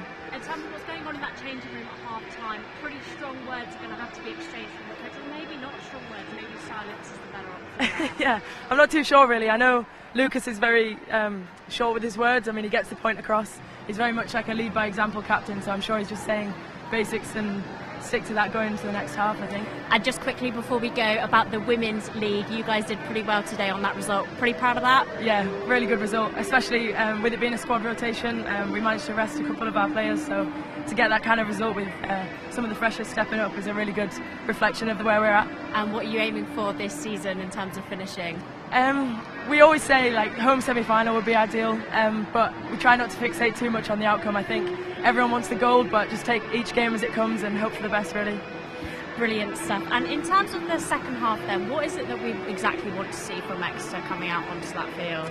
I'd say just a bit more energy. I mean, they need to match what the crowd's bringing. I think you can hear them as soon as we came in at about 7. So, yeah, I think they just need to get themselves together a bit, execute the basics in attack, getting a bit flat, so chuck it wide and just exploit Durham as much as we can. And both leagues, you know, players playing at a higher level as well, especially in the women's, playing in the PWR, something that's really exciting for that growing league at the moment. Yeah, definitely. I think it's a massive opportunity for the girls, and the fact that we've got so many coming through and representing Chiefs, you know, here's like becoming like a home ground for so many of us, and I think the men have got the same. They've got a lot of the Chiefs boys playing now. Durham have probably got the same in the teams up north, so it's just showing that BUCS is a place to be to get that progression going. And what's the jump like? You know, is it quite a significant jump, or? I think initially definitely, but the transition, like the sort of conversations going on between the S&Cs of both clubs, and the coaches are keeping an eye on the BUCS League and things, so they make it a bit easier for you transitioning, definitely. And the women have obviously got a double header coming up here. Tell us a bit more about that. Yeah, in March. Really looking forward to that. I think to get the Chiefs fans are great for the women at home. So hopefully they'll just want to watch women's rugby, and the BUCS girls can bring that, and like we do bring that a lot of the time. Yeah, I'm just looking forward to getting a run out here with the girls. I think we've been robbed of it the last couple of years, so it'll be nice to finally get a run out here. And tell me a little bit more about the freshers that you've got coming through. Obviously, new talents, fairly difficult to come from kind of club rugby straight into university rugby. Is it a big jump, or? Yeah, I think initially, luckily we have such a long pre-season block, so where we managed to get a few of the girls involved in that early on, so make that transition a bit easier. But we've got some absolute rockets here, like Connie Clark coming through on the wing, got Anna Richardson, Lucy Ward, all the under-18s pathway. Millie Green stepped up today back row, and she was phenomenal, so yeah, we've got a lot of potential coming through. Great. And finally, we're going to go back to comms in a second, but can you just give me a few words, something you'd say to the boys going out there now? What do they need to do? Make it exciting, like they did with Loughborough in the final. Like, the crowd are here to watch a good game, so make it a good run, I guess. Brilliant. Well, you heard it here first. Now we're back up to commentary to get the second half underway. Welcome back, everyone, to Sandy Park from the gantry.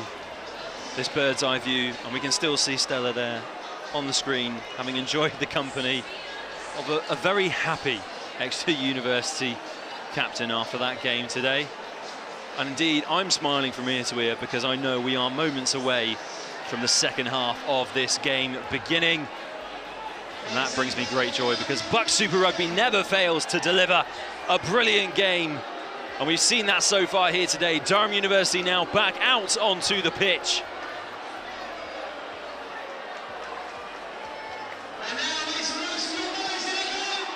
Let's see if they can continue their fine form from the first half. And now the Roars welcome Exeter University back onto the field of play here at Sandy Park.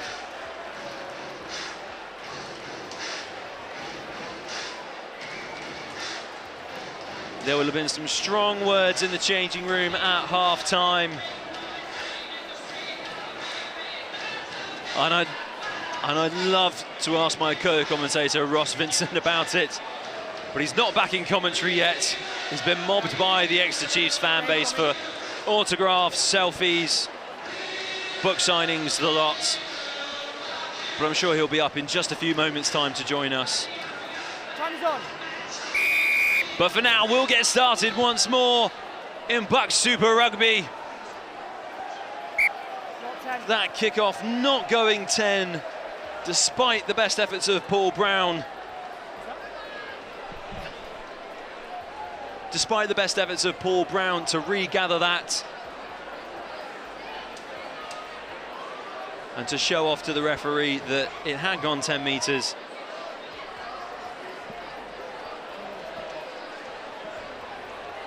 But we will pack down now for an Exeter University scrum to get this second half started once more. That gap's too close, guys. We need to go half step back. Come on. Let's keep that gap in. Ross, you're back up here. You were nearly stranded. The bridge was being raised as you were running up here. It's quite the queue for the bathroom down there. Oh, I told everyone that you were being mobbed for autographs and book signings. No, not me. And selfies. Crouch! Well, here we go. Exeter University with a chance to establish some physical dominance early on in the second half with a big scrum. Bang on halfway, and it's bang on so far.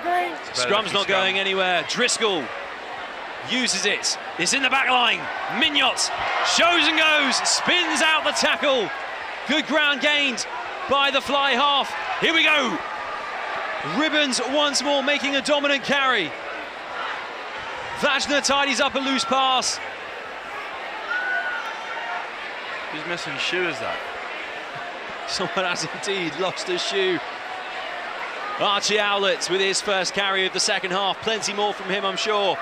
Out the back from Ribbons to Mignot. I'm not sure he was the intended recipient, but the fly half has tidied up well. Great work from Jack Forsyth to deal with Oscar Stott flying through on him, and the open side has found more green grass to take advantage of. It's a great ball down on the inside from Archie Owlett to Joe Vajna. It's like a whole new Exeter so far in this second half, but just as I say it, a loose ball is collected by Oshan Thomas. And Durham now get their chance to retaliate. Arthur Green with the big fend. Saw that one coming. Off feet and 3. Exeter off their feet at the ruck, so penalty for Durham. I hope this isn't a sign as service is just resuming from that first half, Ross. It's another opportunity to go on begging, James. How many more until they can capitalise? See the subs warming up here on the right. Wonder if they can bring some energy. How early would you look to bring them on, in your opinion, Ross? I think between 55 to 60 minutes is a good time to start getting some players on. I mean, especially the front row. It's tough work up there when you're carrying a lot of weight. Well, it's a big pitch to cover as well, and both sides are trying to be really dominant in their defence. Great work there from Ed Volley to keep that ball in play. He's not a short man, Ed Volley. Good tactical kick there from Callum Grieve downfield. Luca Mignot is the one to tidy it and give Exeter a bit of breathing space. They will still be inside their own half. A lot of ground to cover that, but just look at Jared Williams sprinting across the field, ready to get into position. See how much it means to him. Someone's had their Weetabix for breakfast, that's for sure. The loose head prop is an absolute workhorse in that Exeter pack. No wonder he's already up on 50 BUCS Super Rugby appearances for Exeter University. Attacking opportunity here for Durham. If they can get clean ball, which they don't. It's a little bit scrappy, but I think they'll be comfortable keeping that in there. Chris Paul Durham had control on it. It's now in that backfield. Toby Tem carrying. We haven't said his name a lot, but I'm sure we'll be seeing more of him as the game goes on. Bit of fancy footwork there from Max Pepper. Improvising well. There is Toby Tem. Yeah, you have got penalty advantage. Durham reminded that they've got a penalty advantage. Contact in the air. Contact in the air, the referee is saying here, Ross. So again, another easy penalty not to concede. Yeah, just Exeter lineup looking to put some pressure on that Durham ball. Unfortunately, that one backfired, jumping across and catching the arm by the looks of it. Another easy in for Durham into our 22. Another unfortunate thing I was going to say is actually that you can see Alfie Bell down at the moment receiving some treatment. Lots of strapping going around that head at the moment. you don't want to lose him really, do you? Because he's part of that engine room in the scrum, and he has been getting everywhere, much the same as Jared Williams. Gets a lot of work, Alfie Bell, behind the scenes sort of work that you don't really notice, hitting breakdowns, and that sort of work is invaluable when you're going 80 minutes of attacking rugby.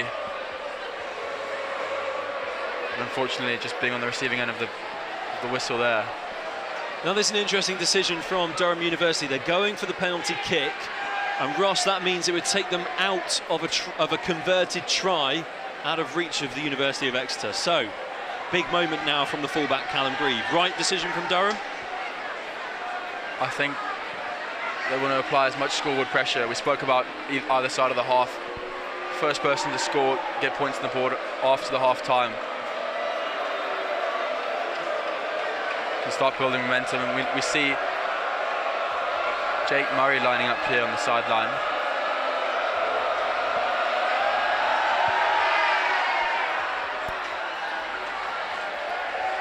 And the flags stay down from the touch judges. It's an unsuccessful kick for Durham, so Exeter do still only trail by 5 points. University of Exeter 5, Durham University 10 in BUCS Super Rugby round 5 here at Sandy Park in the southwest. And Luca Mignot sends it deep downfield from the 22 dropout. 22 is on. Well covered that from Benji Jocelyn. Oh, here comes Jocelyn. Hunted down by Paul Brown. He's a machine, isn't he, that winger? He really is. Sandy Park is one of the tougher fields to play on as a back three player, because you've got so much ground to cover. And I think likes of Benji, Ed and Wingbush will have covered around 7-8 kilometres just from this game. Hold one. Look good take, look good. Good take from the air by Patrick Bishop. Zach Wimbush. But again, huge chase from Zach Wimbush. Exeter really putting the pressure on in defence, and now here comes Johnny Smith trying to get something started, the Quinn Senior Academy member. Thought he could find a hole in Exeter's defence. Instead, Max Pepper's settling here for a box kick clearance. But Paul Brown's going to be underneath it. Here we go. Oh, that's a brilliant take from Awesome James. Awesome Flame, should I say, sorry. I mean, Awesome James, really, after that take. Awesome so... Oh, a little bit of a juggle there from Mignot, but the ball is sent high. The chase from Ribbons is good. Could come to fruition here for Exeter. Desperately hurtling back towards his own line is Will Parry. He's fought with all his might to stay away from his own try line. The fire calls coming in. Got to stay clean here, but that's a brilliant carry from Durham. Can they get him to touch? Lovely peel and go from Arthur Green. Stays in play. Yes! The Exeter University crowd are right behind their team in green and white. The 16th man effect coming into play here now, because they want to put Durham under as much pressure as possible. And Pepper sends that sky high. And it gives Durham a lot of breathing room there. That's a very generous line-out award there by the touch judge. I'm not sure Vajner agrees with that at all, but he will march back to meet the rest of his team. Ross, your call from here. Okay, let's go, Green. As the rain starts to pour down, actually, I should say. You can't really make that on the screen, but the rain is starting to fall. The floodlights. I think it's just important here to keep possession here. Build the phases, build the pressure. It's another great carry from Jack Forsyth. He's been momentous tonight. Driscoll and Forsyth, a dynamic duo in action here for Exeter this evening. And that scrum half replacement, Jake Murray, is on the pitch, fresh from Harlequins Premiership Cup action. And that is a knock-on, a very uncharacteristic knock-on from Chester Ribbons. And Ross, I was worried you were going to punch me for a second there, but luckily you just took it out on the air. Hugely frustrating for Exeter that these opportunities keep going amiss. That was almost a walk-in if that ball went hand. Unfortunate for Chester Ribbons, but good to see opportunities starting to pile up here. It's encouraging to see, isn't it, that actually Exeter are wanting to try these moves despite the worsening conditions. There'll be cold hands out there because of the temperature at the moment around this park. But the fact that they have the bravery to keep trying it is admirable. But how do you keep your heads up when it just keeps going wrong? I think it's testament to the style of rugby that Exeter looking to play. Oh, fantastic pressure from Jake Murray at scrum time. He's helped to win Exeter the ball back. It's out in the back line. One more pass, surely. Lost feet there by Zach Wimbush. Scooped up by Paul Brown.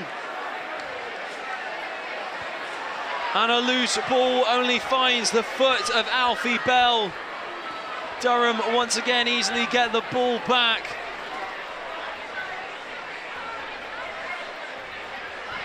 Durham looking to cross kick here. Great kick, well taken. Brief. Gone! The offload could have worked. The tackle was immense. Here comes Lucas Durrell. Let it come. Let it come. It's a great ball. Let it come. Timing's good. Oh, huge hit in defence. Is that Jared Williams there? Stay there. Ball is playing. No, it looks like Joe Vagina. Well, in that moment, Charlie Coe's offload couldn't go to hand. And Jack Forsyth's tackle couldn't quite get him into touch. It was a brilliant matchup between those two. And now Exeter can come straight back at Durham University. Loads of space, loads of space. It's got to go. They are indeed sending it that way, Ross. But the pass isn't to hand. It's a sloppy one from Ed Volley, who's here goes Benji. Jocelyn breaking free. Exeter very much. Great carry from Archie Owlett on the front foot there. The momentum, here they go. Here goes Luca, ball away. Oh, show and go. Ed Volley for a try there. Ed Volley slides underneath the sticks for what is sure to be 7 points for Exeter. It was building for a while and the work finally came to fruition. Ross Vincent, that try was simply magic. Listen to the crowd, James.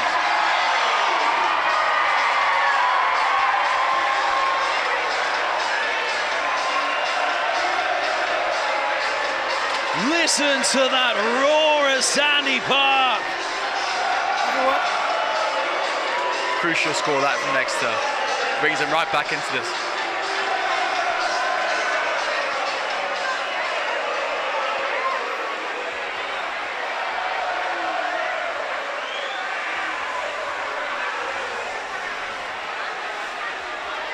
Charlie's kicking's anything's like his golf shot, then he'll stop this. And he does indeed. Well, there you go. Charlie McKay adds the extra 2 points. It's University of Exeter 12, Durham University 10. Just look at this play. Show and go from Mignot. Brilliant offload in what seemed to be a perfect tackle by Durham. And it found Ed Volley. Look what it means to the boys. The restart slightly sloppy from Exeter though from the kickoff. They let it go behind them into touch. Ross, you never really want to let that happen because it's an invitation for Durham to instantly respond. Absolutely, and with the rain coming down now, it's going to be a tough line-up to take. See if Joe Vagina can wipe that ball with a towel.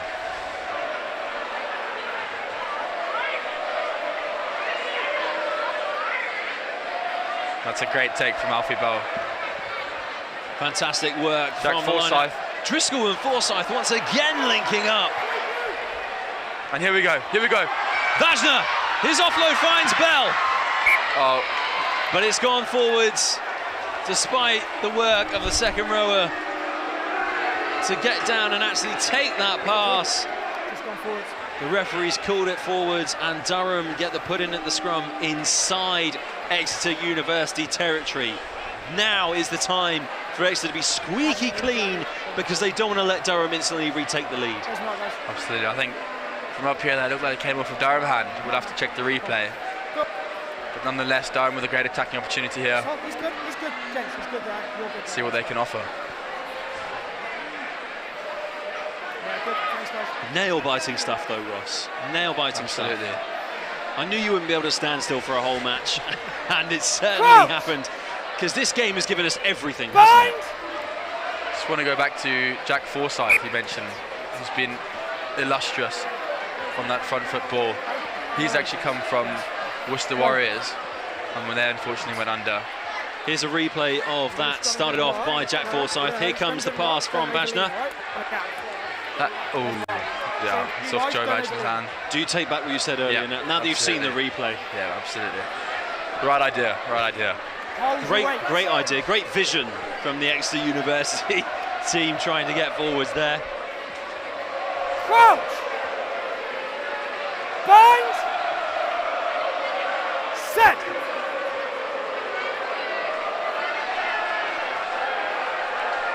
Brilliant push at scrum time from Durham, but the referee simply saying it's spun round of natural causes, and so we will reset the scrum. Durham will feel they should have got a penalty. Exeter will be wondering what on earth is happening. Ross, can you translate what's just happened? I can't, James. I can't, unfortunately. I don't think anyone really knows why that scrum's gone 180 degrees.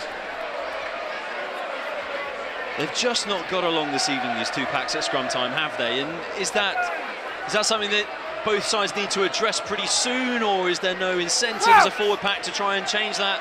What would you be doing in this situation? I think I'd be telling my props to push, square, and get the rest of the boys behind them. Much better scrum that. Durham have a good attacking platform. Durham are certainly away with ball. It was Will Parry there, getting the carry. Oh, good carry there from Max Pepper going looks like around. It's turned over. Huge. Brilliant work. Is that Jack Forsyth again? Wow. He's been a force to be reckoned with tonight, Jack Forsyth. Just look at him on the camera. That took all of his energy to win that, but he's doing it in the 56th minute of this game, the same as he did in minute 1. And he won't stop for the rest of the match, will he? No, he's a hungry player. And we like to call a workhorse like him a dog. Now Durham University have got some changes ready to make on the sideline here. We might have to wait a little bit longer to introduce them, but Mark Dormer and Ollie Walker are both ready to come on for Durham. Dormer, of course, involved in the England under-20 setup. Let's go then, Green. Some valuable experience added potentially off the bench for Durham University, but they'll have to wait a little bit longer to introduce the international front rower. Great ball that from Joe Vajna to Alfie Bell. Here we go, the ball is rumbling, it's rolling, it's with Vajna in the back. And Forsyth has joined in with the drive from the back line. Static once, yeah, he's good, he can stay where he is. Calls of use it. Let's use it, 9. Here we go, Ribbons out the back, good hands from Mignot. Great carry from Wimbush. He's got teammates and support with him. McCaig, oh, the pass doesn't quite work out. And Ed Volley spills it forward, so we'll resume option with either a line out or a scrum for Durham University. And that gives them a chance to introduce the international front rower, Mark Dormer, as well as Ollie Walker, into that back line. Alfie Bell just calling the extra boys in. I'd imagine he'd be saying that we need to just keep the ball, keep calm, keep composed in this area, and the points will come. Let's go.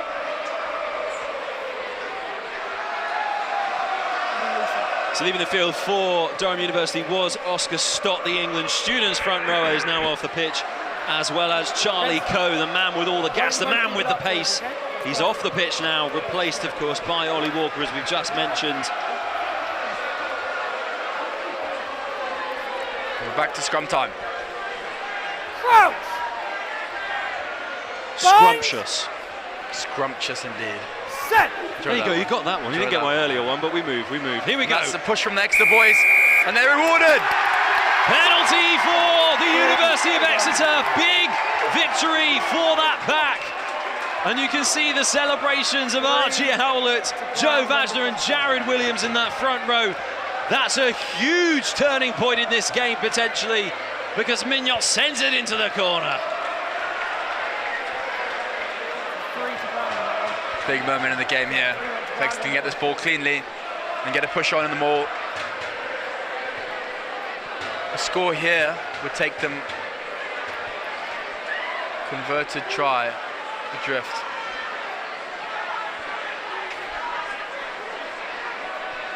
Good line out That's a from great Exeter, punch from the Joe second Bailey. row. The next to get a move on. Durham doing really well to initially hold them Here off. they go. Vajna has Here the they ball. go. Vajna's over for the score. And they're over.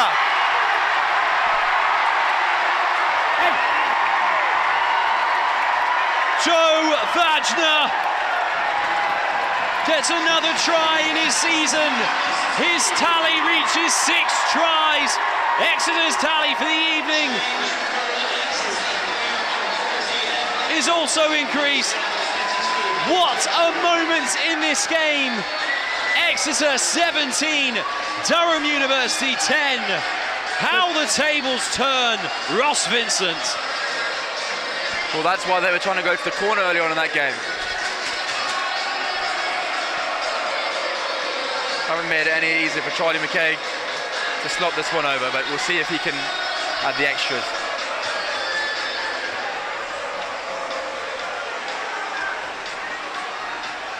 This not an easy kick for McKay on the sidelines. Tight angle to work with and a long distance as well due to the width of this Sandy Park pitch. Well, and that one's just curled a little bit too much to the left, but Exeter are ahead by 7. Ross, talk me through this try. It's a great take from Joe Bailey. Nice and tight hips.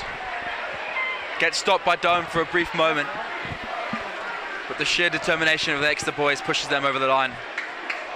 And you can see what it means to Jared Williams over there in the corner.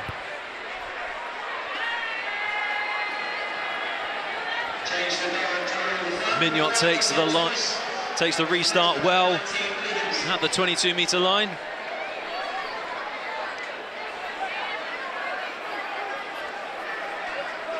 Carry back.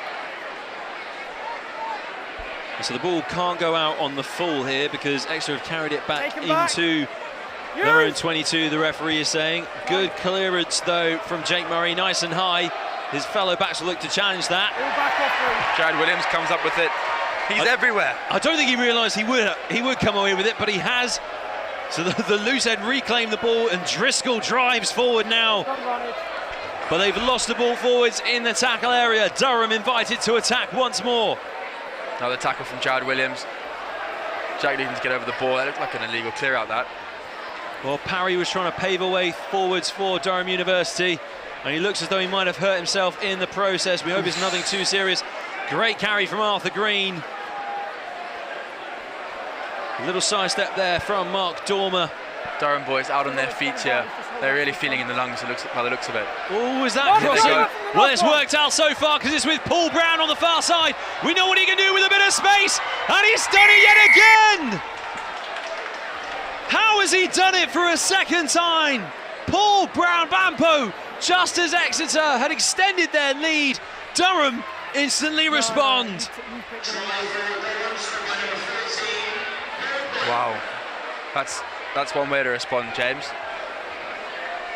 You cannot give that man an inch, let alone a metre on this Sandy Park pitch, because he will take a mile, and this could be a big moment once more in the game.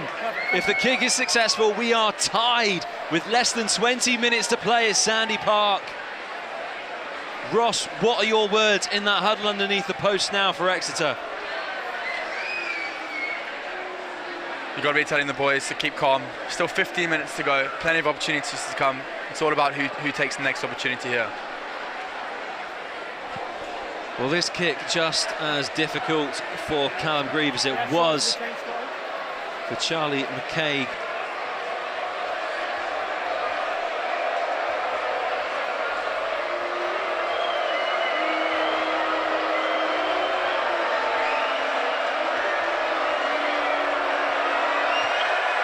Up goes the kick.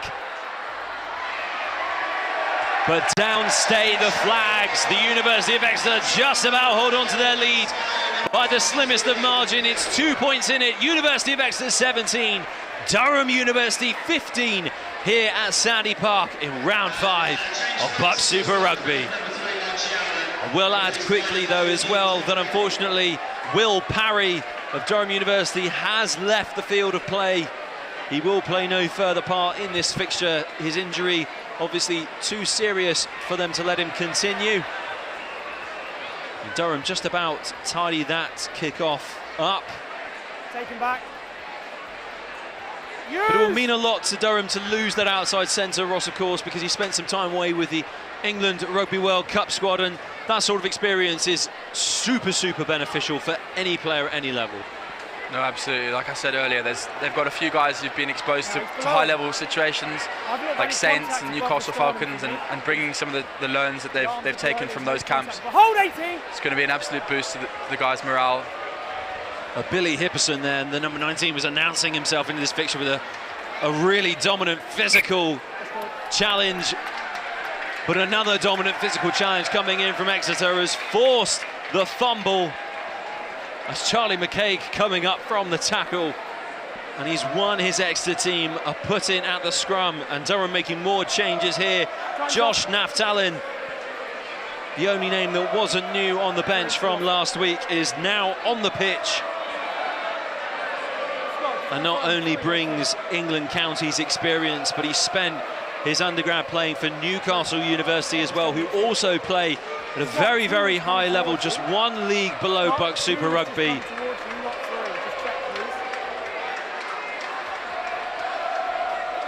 And so he'll be adding more invaluable experience to this Durham side. More changes again.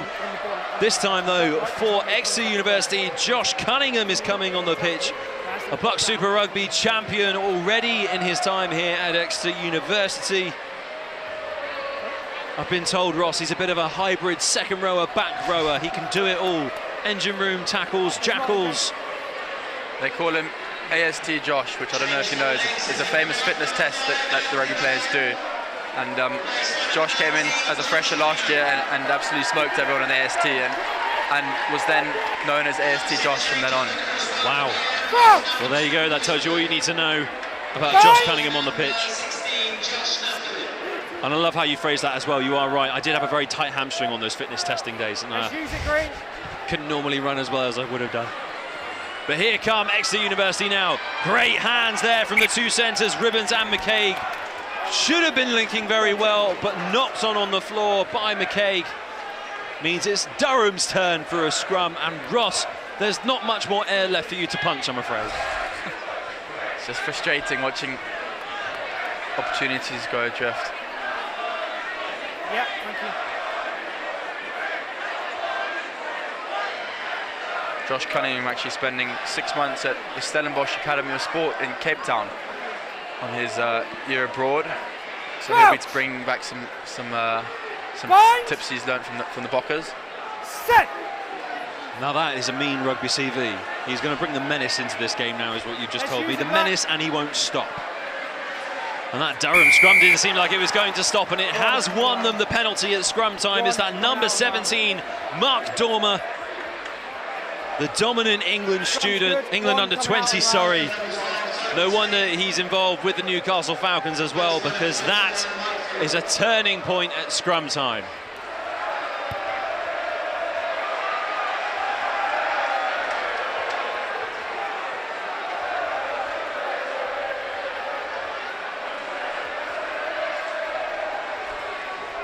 You can still hear the noise, Ross. They're still going. They're still bringing the noise. How important is that 16th man in BUCS Super Rugby? Because every team tries to have the loudest fans, but they really make a big impact. Absolutely. When the lungs are blowing, the legs are burning up, the noise from those fans 80 minutes in is what's going to get some of these boys to the end of the game. That's a great clear from Lucas Durham. Get back! It's Cian Gentry that made the run there for Exeter to give them a little bit of breathing space away from their own try line, and Jake Murray is setting up here for another box kick special. Callan Grieve takes that unopposed.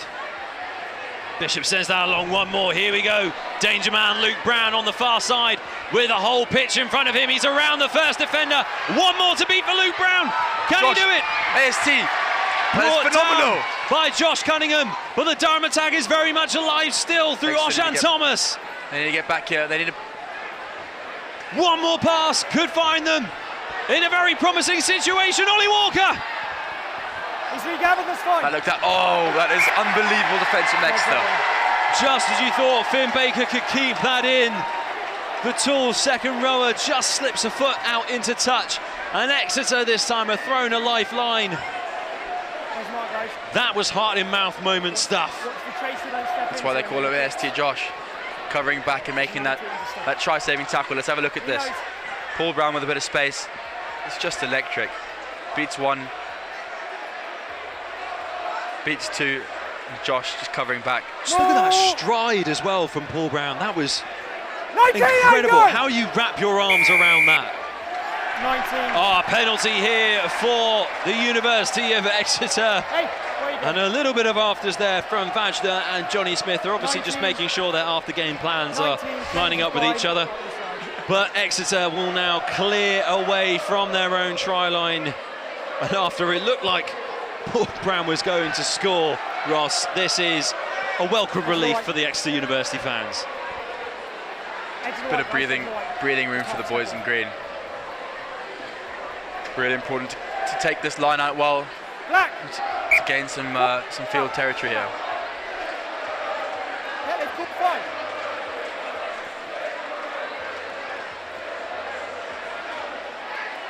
That's not one cleanly. That's a well-contested line out. Second one is by green. But the first knock-on was conceded by Durham, so Exeter still have ball possession.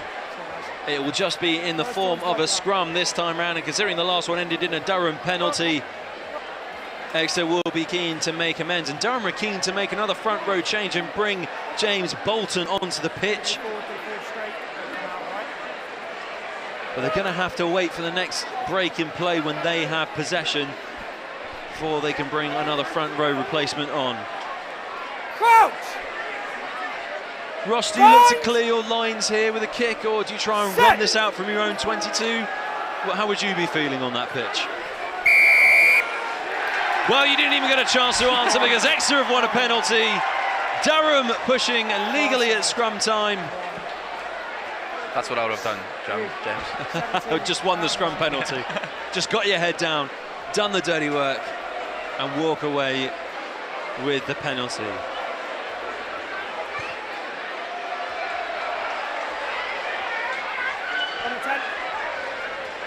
And thanks to Mignot's kick, Exeter will be leaving their own half now. Vajna with a slightly different picture to throw in from.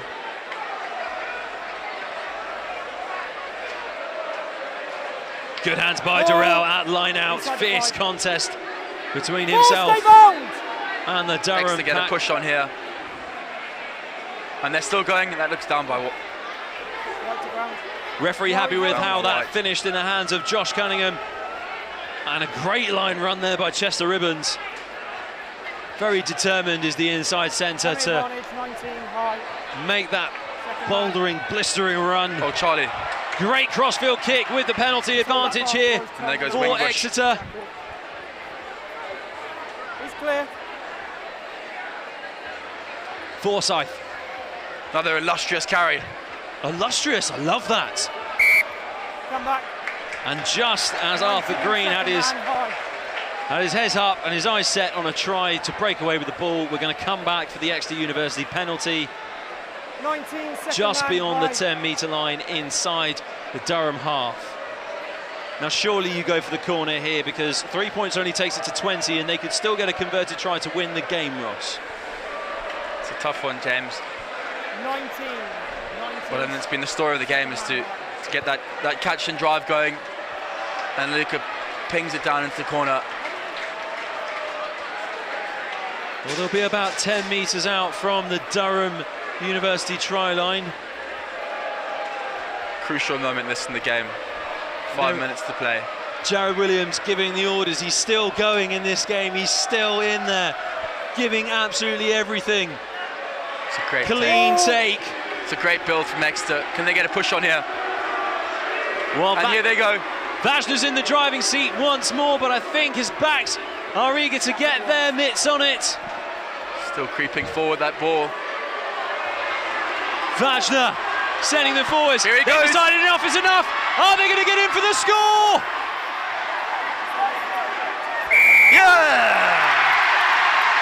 Joe Vajner gets his second of the game. He sends Exeter University out of reach of a Durham University score, surely potentially deciding this game. And as soon as we saw Jake Murray say enough is enough and get his head down, we knew we were on for an Exeter try.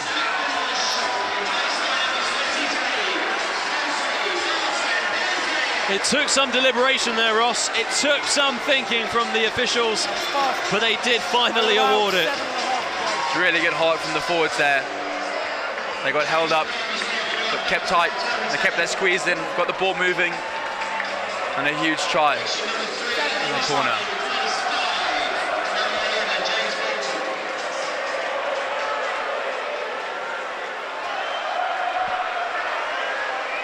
Let's see if Charlie McKay can thread this one through. Well, it's a similar position to the one he had to deal with earlier, albeit slightly friendlier because it's not quite on the very touchline. Oh, he's nailed it through the middle. Charlie McKay adds the extra 2 points, which means here at Sandy Park, it's the University of Exeter 24, Durham University 15. They are out of reach of a converted try now for the Palatinates.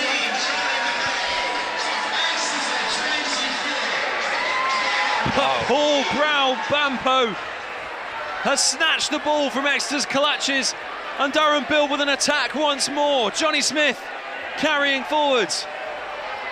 Rhodes. Durham need to score now if they want any sniff at this. Arthur Green doing really well to use his sidestep to break free of the initial tackle, and it's out on that far side. Unorthodox, but a replacement hooker has made the grubber through. 16 pushing the man coming back. And it is that man, Josh Naftalin, that went for the grubber, who's conceded a penalty after pushing an Exeter University player into another person on the pitch. And I'm not sure Exeter are going to rush this play whatsoever, and quite rightly, Joe Vajner takes a seat on the floor here at Sandy Park to catch his breath. He's been all over the park tonight, Joe Vajner. He's been in a bit of a calf stretch. You okay? You sure? Looks like some of the students are trying to rush onto the buses so they don't get caught in the traffic. They don't know what they're missing, Ross. Tell everyone, they don't know what they're missing. Why would you want to leave this fixture early? Let's go. When we finally got to the tastiest part of it all. Exeter are ahead by more than 7 points, so you've got that buffer now, Ross. How important is it to establish that buffer, that marker, if you will, in these games? Absolutely. We've seen games get turned over right at the death. Dave on the 10, please. We saw Bath against Cardiff Met last week. Here comes Chris Freeman. He's finally a replacement for Jared Williams, who I think it's fair to say has completely emptied the tank. And it means club captain and BUCS Super Rugby champion from last season, Chris Freeman, is on the pitch. He's going to enjoy these last 5 minutes or so. He probably won't enjoy that start though with the messy line out, but his side still have possession. Use!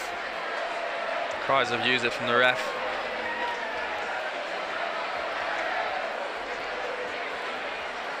Jake Murray will be counting down. Use 9! No. He won't be rushing this, will he, Murray? A little bit of a stutter there from the replacement scrum half. Pressure coming in from Billy Hipperson, but a knock on the floor from Durham sees Exeter win a scrum. And talking about winning, I know we're not near the end of the match yet, Ross, but you do need to pick a player of the match. It's a tough one, James. There's been some monumental performances. I think credits to McKay, to Benji. I thought Austin James is good. Give me 2 nominations and I'll come back to you in another minute to see how this game continues to unfold. I'm going to have to say Jack Forsyth and Jared Williams. Well, here we go. Jack Forsyth and Jared Williams. You are the nominees for the Player of the Match award today here at Sandy Park. But here come Exeter, still building, still delivering in their attack. Mignot again with another high testing kick for Callum Grieve. And it's avoided everyone except for Josland. He's coming back. Same as down there, yeah? You push the But the referee explaining to Exeter that you can't push players just as Durham have done, because then you concede a penalty as well. Bit of a mess there, really, Ross, and not something they'd want to give away. No, looking in the dying moments here, it'd be great to hold Durham out. Just need to go back to my nominations. I completely forgot about Seb Driscoll, who's got through an absolute bucket load of work this evening. 3 nominations for player of the match. Wow. Just to add to the tension that we're seeing on the pitch, the tension of 3 potential winners for player of the match. But here come Durham. They're still not done. They're driving forward with the maul now. Josh Naftalin had the ball in his grasp. Release it to tackle, let it come. Very clear instructions from the referee there on what to do, but they've lost it forwards in contact. Exeter will have the put-in at the scrum. Still time. We've got 3 minutes left on our clock. The clock in the stadium is coming up to 82 minutes, but as I said in the first half, Ross, and you'll tire of hearing me say it, the only watch that matters is the one on the referee's wrist. Spot on there, James. Well, with just about 2 minutes left in this game, I think it's time to put everyone's question at home to bed. Ross Vincent, who is our BUCS Super Rugby Round 5 player of the match? Just got a message from ex-captain Oliver Leatherbarrett, who has said, Jared Williams for man of the match, surely. But I'm going to have to give it to Jack Forsyth tonight, James. Well, there we go, just as Exeter win the scrum penalty, because Mark Dormer, the loose head for Durham, went out and in. Jack Forsyth wins player of the match. The number 7 has been outstanding on this, a truly special occasion for Exeter.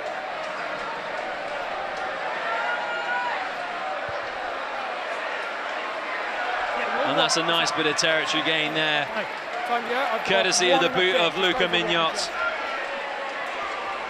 Ross, give me a little bit of reasoning as to why Jack Forsyth has won your player of the match. Is it because he's been absolutely everywhere? Is it because his tackling and his running has been immense? Or is it because you just wanted to disagree with your old captain one last time? No. Jack's gone through an absolute heap of work. He's been everywhere. He's been on the ball. He's been defensive. He's been putting in huge shots.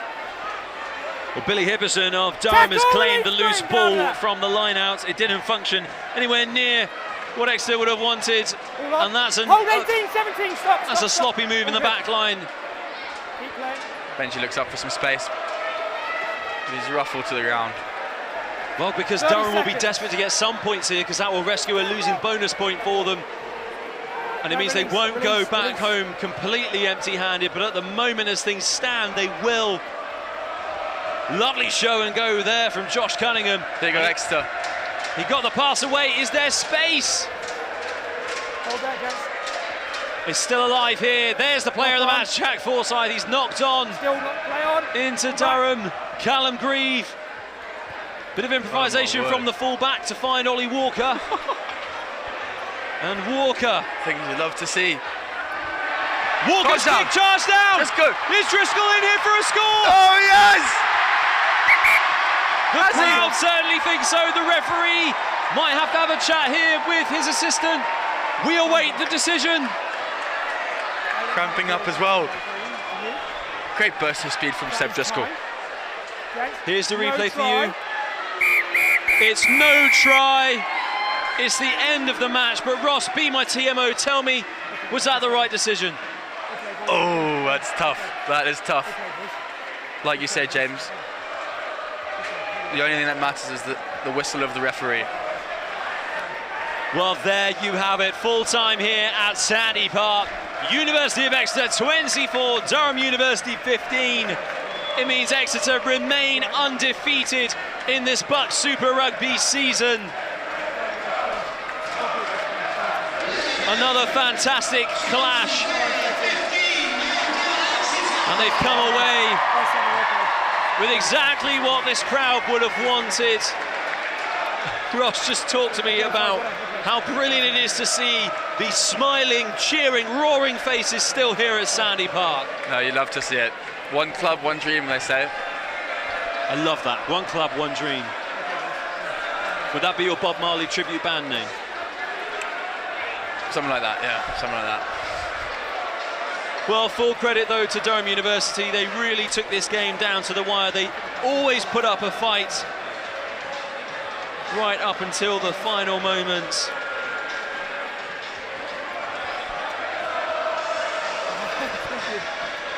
And we're going to take a look at the try-lights of the whole game now, Ross. I'm going to treat you to that because I know it's been your favourite thing to look back on, so do it for me now. Let's take a look at them.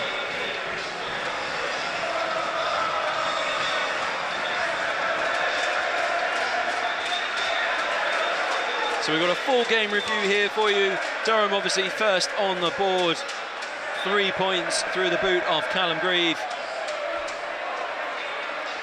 And then surely, we've not mentioned him actually in the player of the match discussions, but we really should have done, Ross. Luke Brown, Paul Brown Bampo, an absolute shining star in the Durham lineup today. No, absolutely. He created a lot of problems for us. There's Jared Williams, who goes over for the first score. Now that will be exaggerated, won't it? That was a 10-metre running, wasn't it?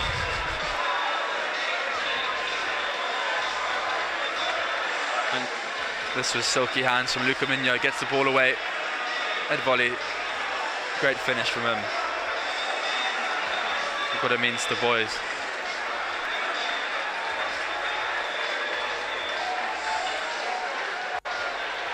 Well, this is surely what was the turning point in the game, Ross, because this try is what put the University of Exeter completely out of reach of Durham. Look what it means to old Jared Williams, a 27-year-old. Completely emptied the tank there, completely and utterly emptied it. And once again, Paul Brown, take a bow, because you were the standout of the Durham side today. He's got 2 more tries in his BUCS Super Rugby bank account. Oh, sorry, this is the turning point in the game that we were talking about. Just needed that extra deliberation from the officiating team to award it. But that is what sealed victory, and you can see the players getting ready to celebrate with their fans as well. But before we watch the celebrations and join in with them, let's remind ourselves about what's coming up over the next few weeks in BUCS Super Rugby and Women's National League action. Next week, Wednesday the 1st of November, the 1st of Movember as well, if you will. It's Hartpury versus Cardiff Met in a double-header clash at Kingsholm. It's going to be just as special, if not even more special, than last season, and we can't wait for you to join us for that. Then a few weeks later, on the 6th of December, our next WNL game in Loughborough versus Hartpury. Another big name clash there up in the Midlands. The African Violet looking for more wins in their Women's National League campaign. Let's just admire these celebrations before we go anywhere else. Just look at that. Look at what it means to the players and the fans. Ross, you are still unbeaten. Sum that up in one word. Fantastic. Fantastic. And speaking of fantastic, Ross, we've got more fantastic stuff coming up later on this year in the BUCS Sport calendar, courtesy of the BUCS Nationals and Big Wednesday.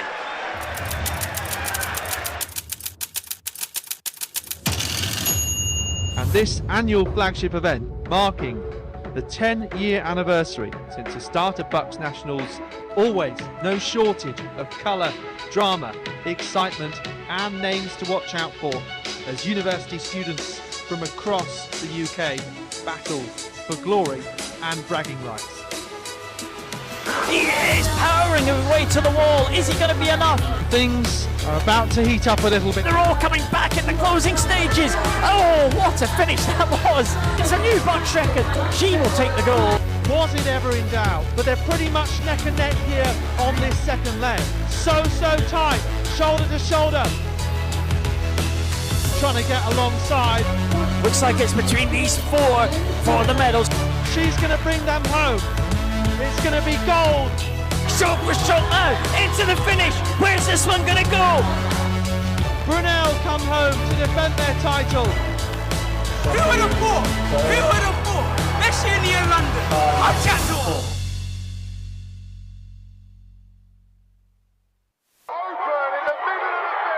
Shot away a goal, it's in. Oh, that is a lovely strike. It's crossed to the hole and one. Welcome to the University of Nottingham. Welcome to BUCS Big Wednesday, powered by New Balance. 114 teams from 25 institutions competing across 16 sports, 6 venues. Here we go. We are underway. We're now in for the big one. The championship final is coming your way. Big game then. Both of these two teams. Let's see which way it will go. Welcome to BUCS TV. Has a man down the field, open in the middle of the field. There he goes. Oh, it might go really good. What an excellent goal that is. Here comes Rogers, chucks it and puts it down.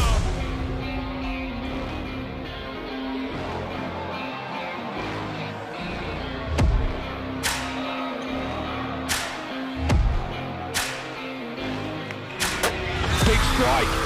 And that is in the back of the net. The Fletcher ends, 14 points to 10. They can right footing all the way in, and that's 1-0. Wow! Nottingham won it at the death. Gonna go into the end zone again. But one more time, your champions. The champions are Nottingham. The University will lift the trophy once again. What a performance it was today.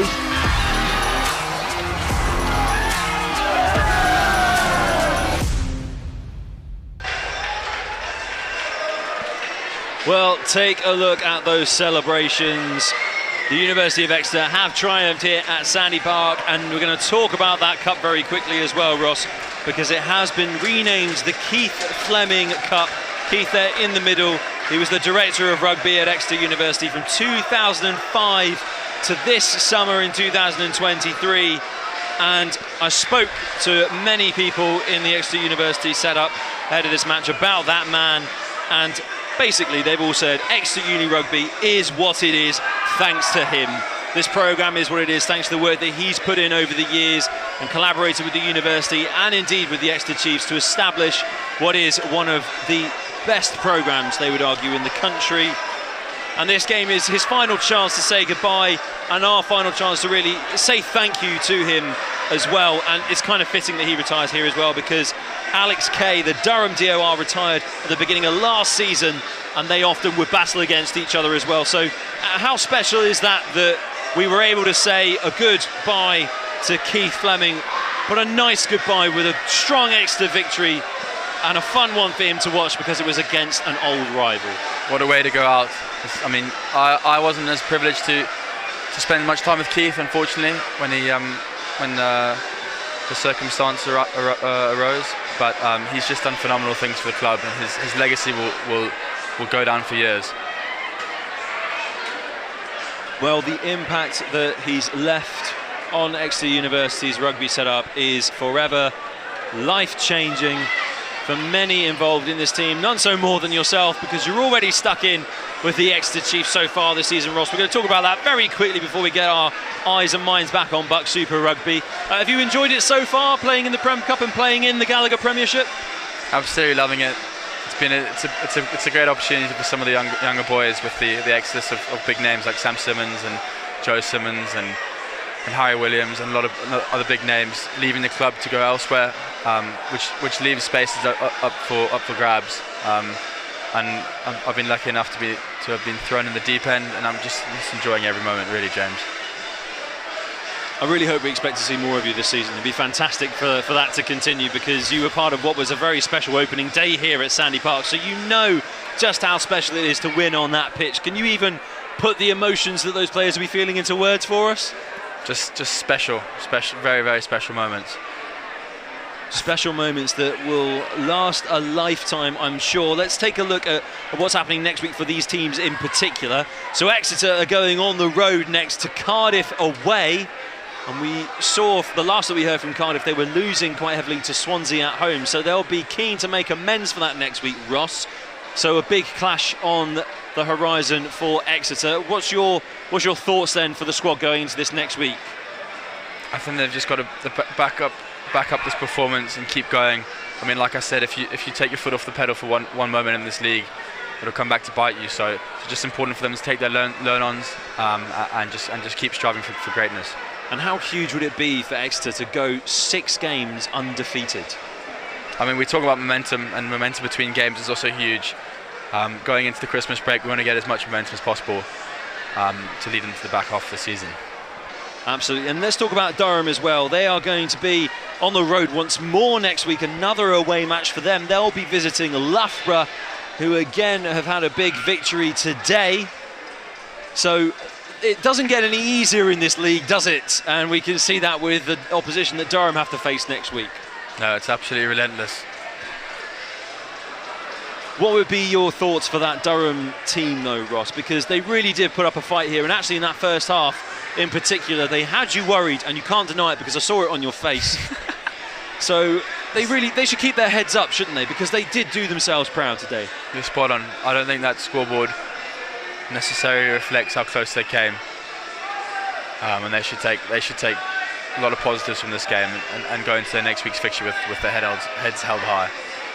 And I would say one big lesson that any team has learnt from watching this evening as well is do not ever give Paul Brown space. He'll just start that stride, and the next thing you know, he'll be in for a score, won't he? Absolutely agree with you there. Without fail. And as I said earlier, there's a reason why he's an England Sevens, Students and Counties capped player, and he's earned them thanks to performances like that. Well, the celebrations are obviously going to last long into the night here in the city of Exeter, aren't they, Ross? Are you going to join in with them? Are you going to celebrate with the boys and congratulate them on what really is a huge milestone in the BUCS Super Rugby season? Going to have to go and congratulate all the boys down there at some stage. But I'm not sure I'll be joining in with the celebrations late into tonight. Oh, well said. Very diplomatic of you. Very diplomatic of you indeed. Well, we've got the scores in from some other games in the Women's National League. The later kickoff was won by Cardiff Met 26-15. They were trailing against Loughborough for a little bit of time in that game, and Loughborough really got the upper hand at the beginning, but they came into their own to win 26-15 at home. Big points there for Cardiff Metropolitan at Kincoy campus. And Swansea, they have won against Cardiff 31-17. That's a big blockbuster scoreline in BUCS Super Rugby. Ross, you've actually had to take a step back there for a second, haven't you? I mean, they took us really close last week, didn't they, James? So it's clearly a quality side. Huge win against Cardiff. Well, to take a game to a wire against a team is very impressive, but to take a game to the wire against Exeter University of all teams is even more impressive, you might add. And here's confirmation for you all of the scores from the games today in BUCS Super Rugby round 5. Nottingham winning that match 43-39 against Cardiff Met. Again, another one where the final act in the game decided the outcome. Leeds Beckett fell to Loughborough at home 19-39. The African Violet clearly just as strong on the road as they are at home, despite their heavy defeats to Exeter down here in the southwest. Bath capitalising on that first victory of the season, the first game at home, and they followed it up with their second victory in their second game at home.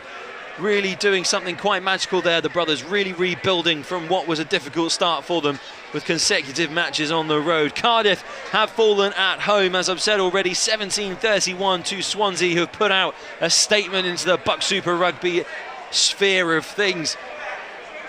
Taking Exeter to the wire is one thing, and then winning against a Welsh rival is quite something else by that margin too. Exeter, as you've seen this evening, to 24-15 victors against Durham at Sandy Park.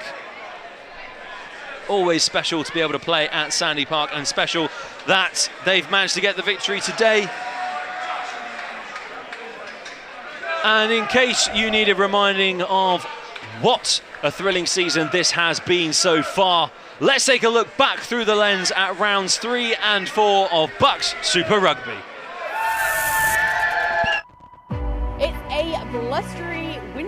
rainy day here at the Rugby playing field. We have an absolutely scintillating double header on our hands.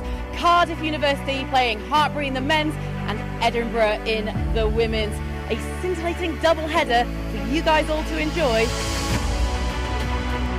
Numbers here on the right, lovely hands, Walker again for a double.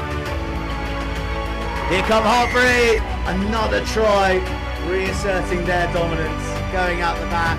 Smith hat-trick, never in doubt. They continue to grind through the gears, hunting for that whitewash and across, slaloming through defenders, setting up one last try for Maddie Ward. Thank you so much for joining us on the live stream here in the rain. We've had a fab afternoon. I hope you guys have too. We'll see you soon.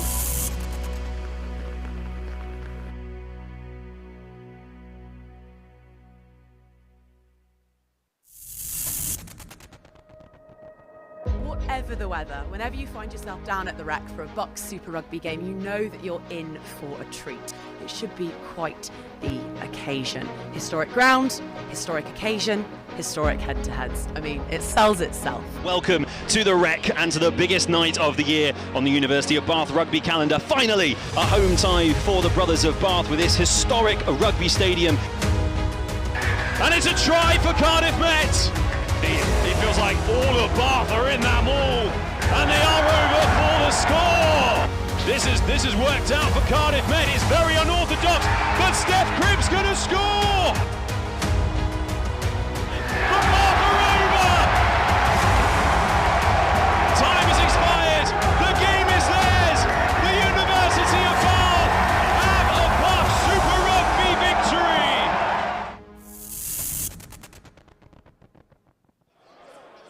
Now, they say good things come to those who wait, and you certainly made us wait a little bit this evening, didn't you? But great to catch up with you. Player of the match, how does it feel?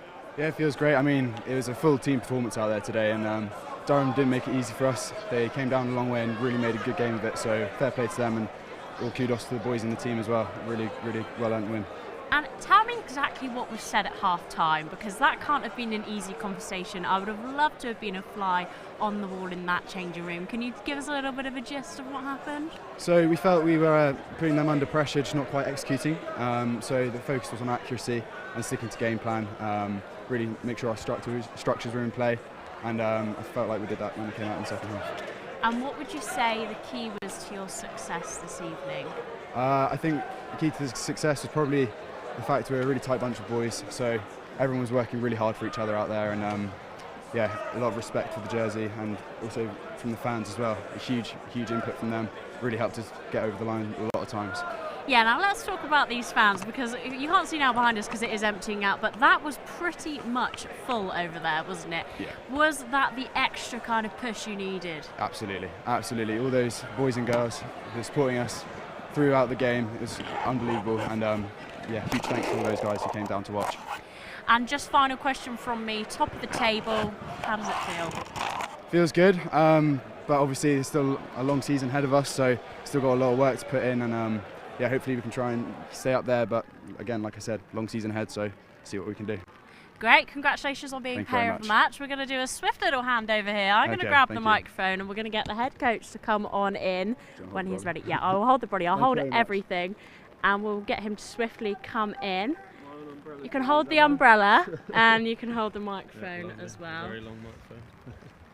There you go. So how does that feel? Run me through. Let's just start at the beginning of the match. Yes. What are your thoughts on that? Yeah, I think through the match it sort of toed and froed in terms of the momentum, didn't it? And I think, like I said before, you're going to get nerves. I think naturally our guys were ramped up before the game, and maybe we in that first half we had a little bit of an energy dip after coming out all guns blazing. And yeah, I think in that first half as well, we kind of made a few system errors, a few process errors, just on the back of probably having all that energy and being a little bit too hyped up. But I think we had a bit of a reset at half time, and coming out in the second half we actually stuck to process a bit more. Our set piece really got going, which gave us a lot of ins to the game. And yeah, we executed on a couple of plays in not the most glamorous game of rugby ever shown on BUCS TV, I'm sure, but yeah, an important, really important win for us. Now, going on from that, how important was that? We spoke pre-match, we spoke during the week about the importance of the close and the tight games. Durham really tested you guys out there. You know, we spoke a lot about the mental kind of performance of the players and how that kind of mentally impacts the team as well. Can you tell me a bit more about that? Yeah, I just think we've got loads of learns from that game. That'll really develop us as a side and individuals, because you know, that's pressure rugby with a big crowd, with, you know, late night, under lights. Everything there will put guys under pressure. And we saw a few errors, and we saw a few, you know, bits of us going off script a little bit. But what that allows us to do is we look back at the tape, and we can have some discussions with individuals, and guys will get a lot better from it. So, you know, we've got a lot of young guys out there that will be better off the back of that. And top of the table, we spoke, you wouldn't have heard it, but we spoke amongst ourselves about that kind of the pressure that brings. Now, is this kind of pressure that's put on your shoulders in a good way or a bad way? Are you taking that kind of title and running with it, or are you just not talking about it at all? Yeah, we're not talking about it a huge amount, to be honest, but you naturally, like you say, you got that target on your back when you're at the top, and everybody ups their game because they know the top of the table's coming to town. So, you know, we're going to have to wear that and wear it with pride and make sure that we're coming over the top of their energy and their sort of enthusiasm to play us, and kind of, yeah, making sure that we're rising ourselves to that sort of pressure. Great. Well, thank you very much, and congratulations again. Thank you very I'll much. steal the umbrella off of you. Lovely. Thank you very much. Oh, let's steal that mic as well. Oh, God, got my hands full here, guys. It's okay. Well, fantastic day of rugby this evening. We started off with some very dry conditions, and now in classic rugby weather we have got the rain. But thank you so much for joining us here on the live stream from me, pitchside, and hey, they've just turned the lights off, so that means it's time for us to go. Thank you so much for joining us, and good night.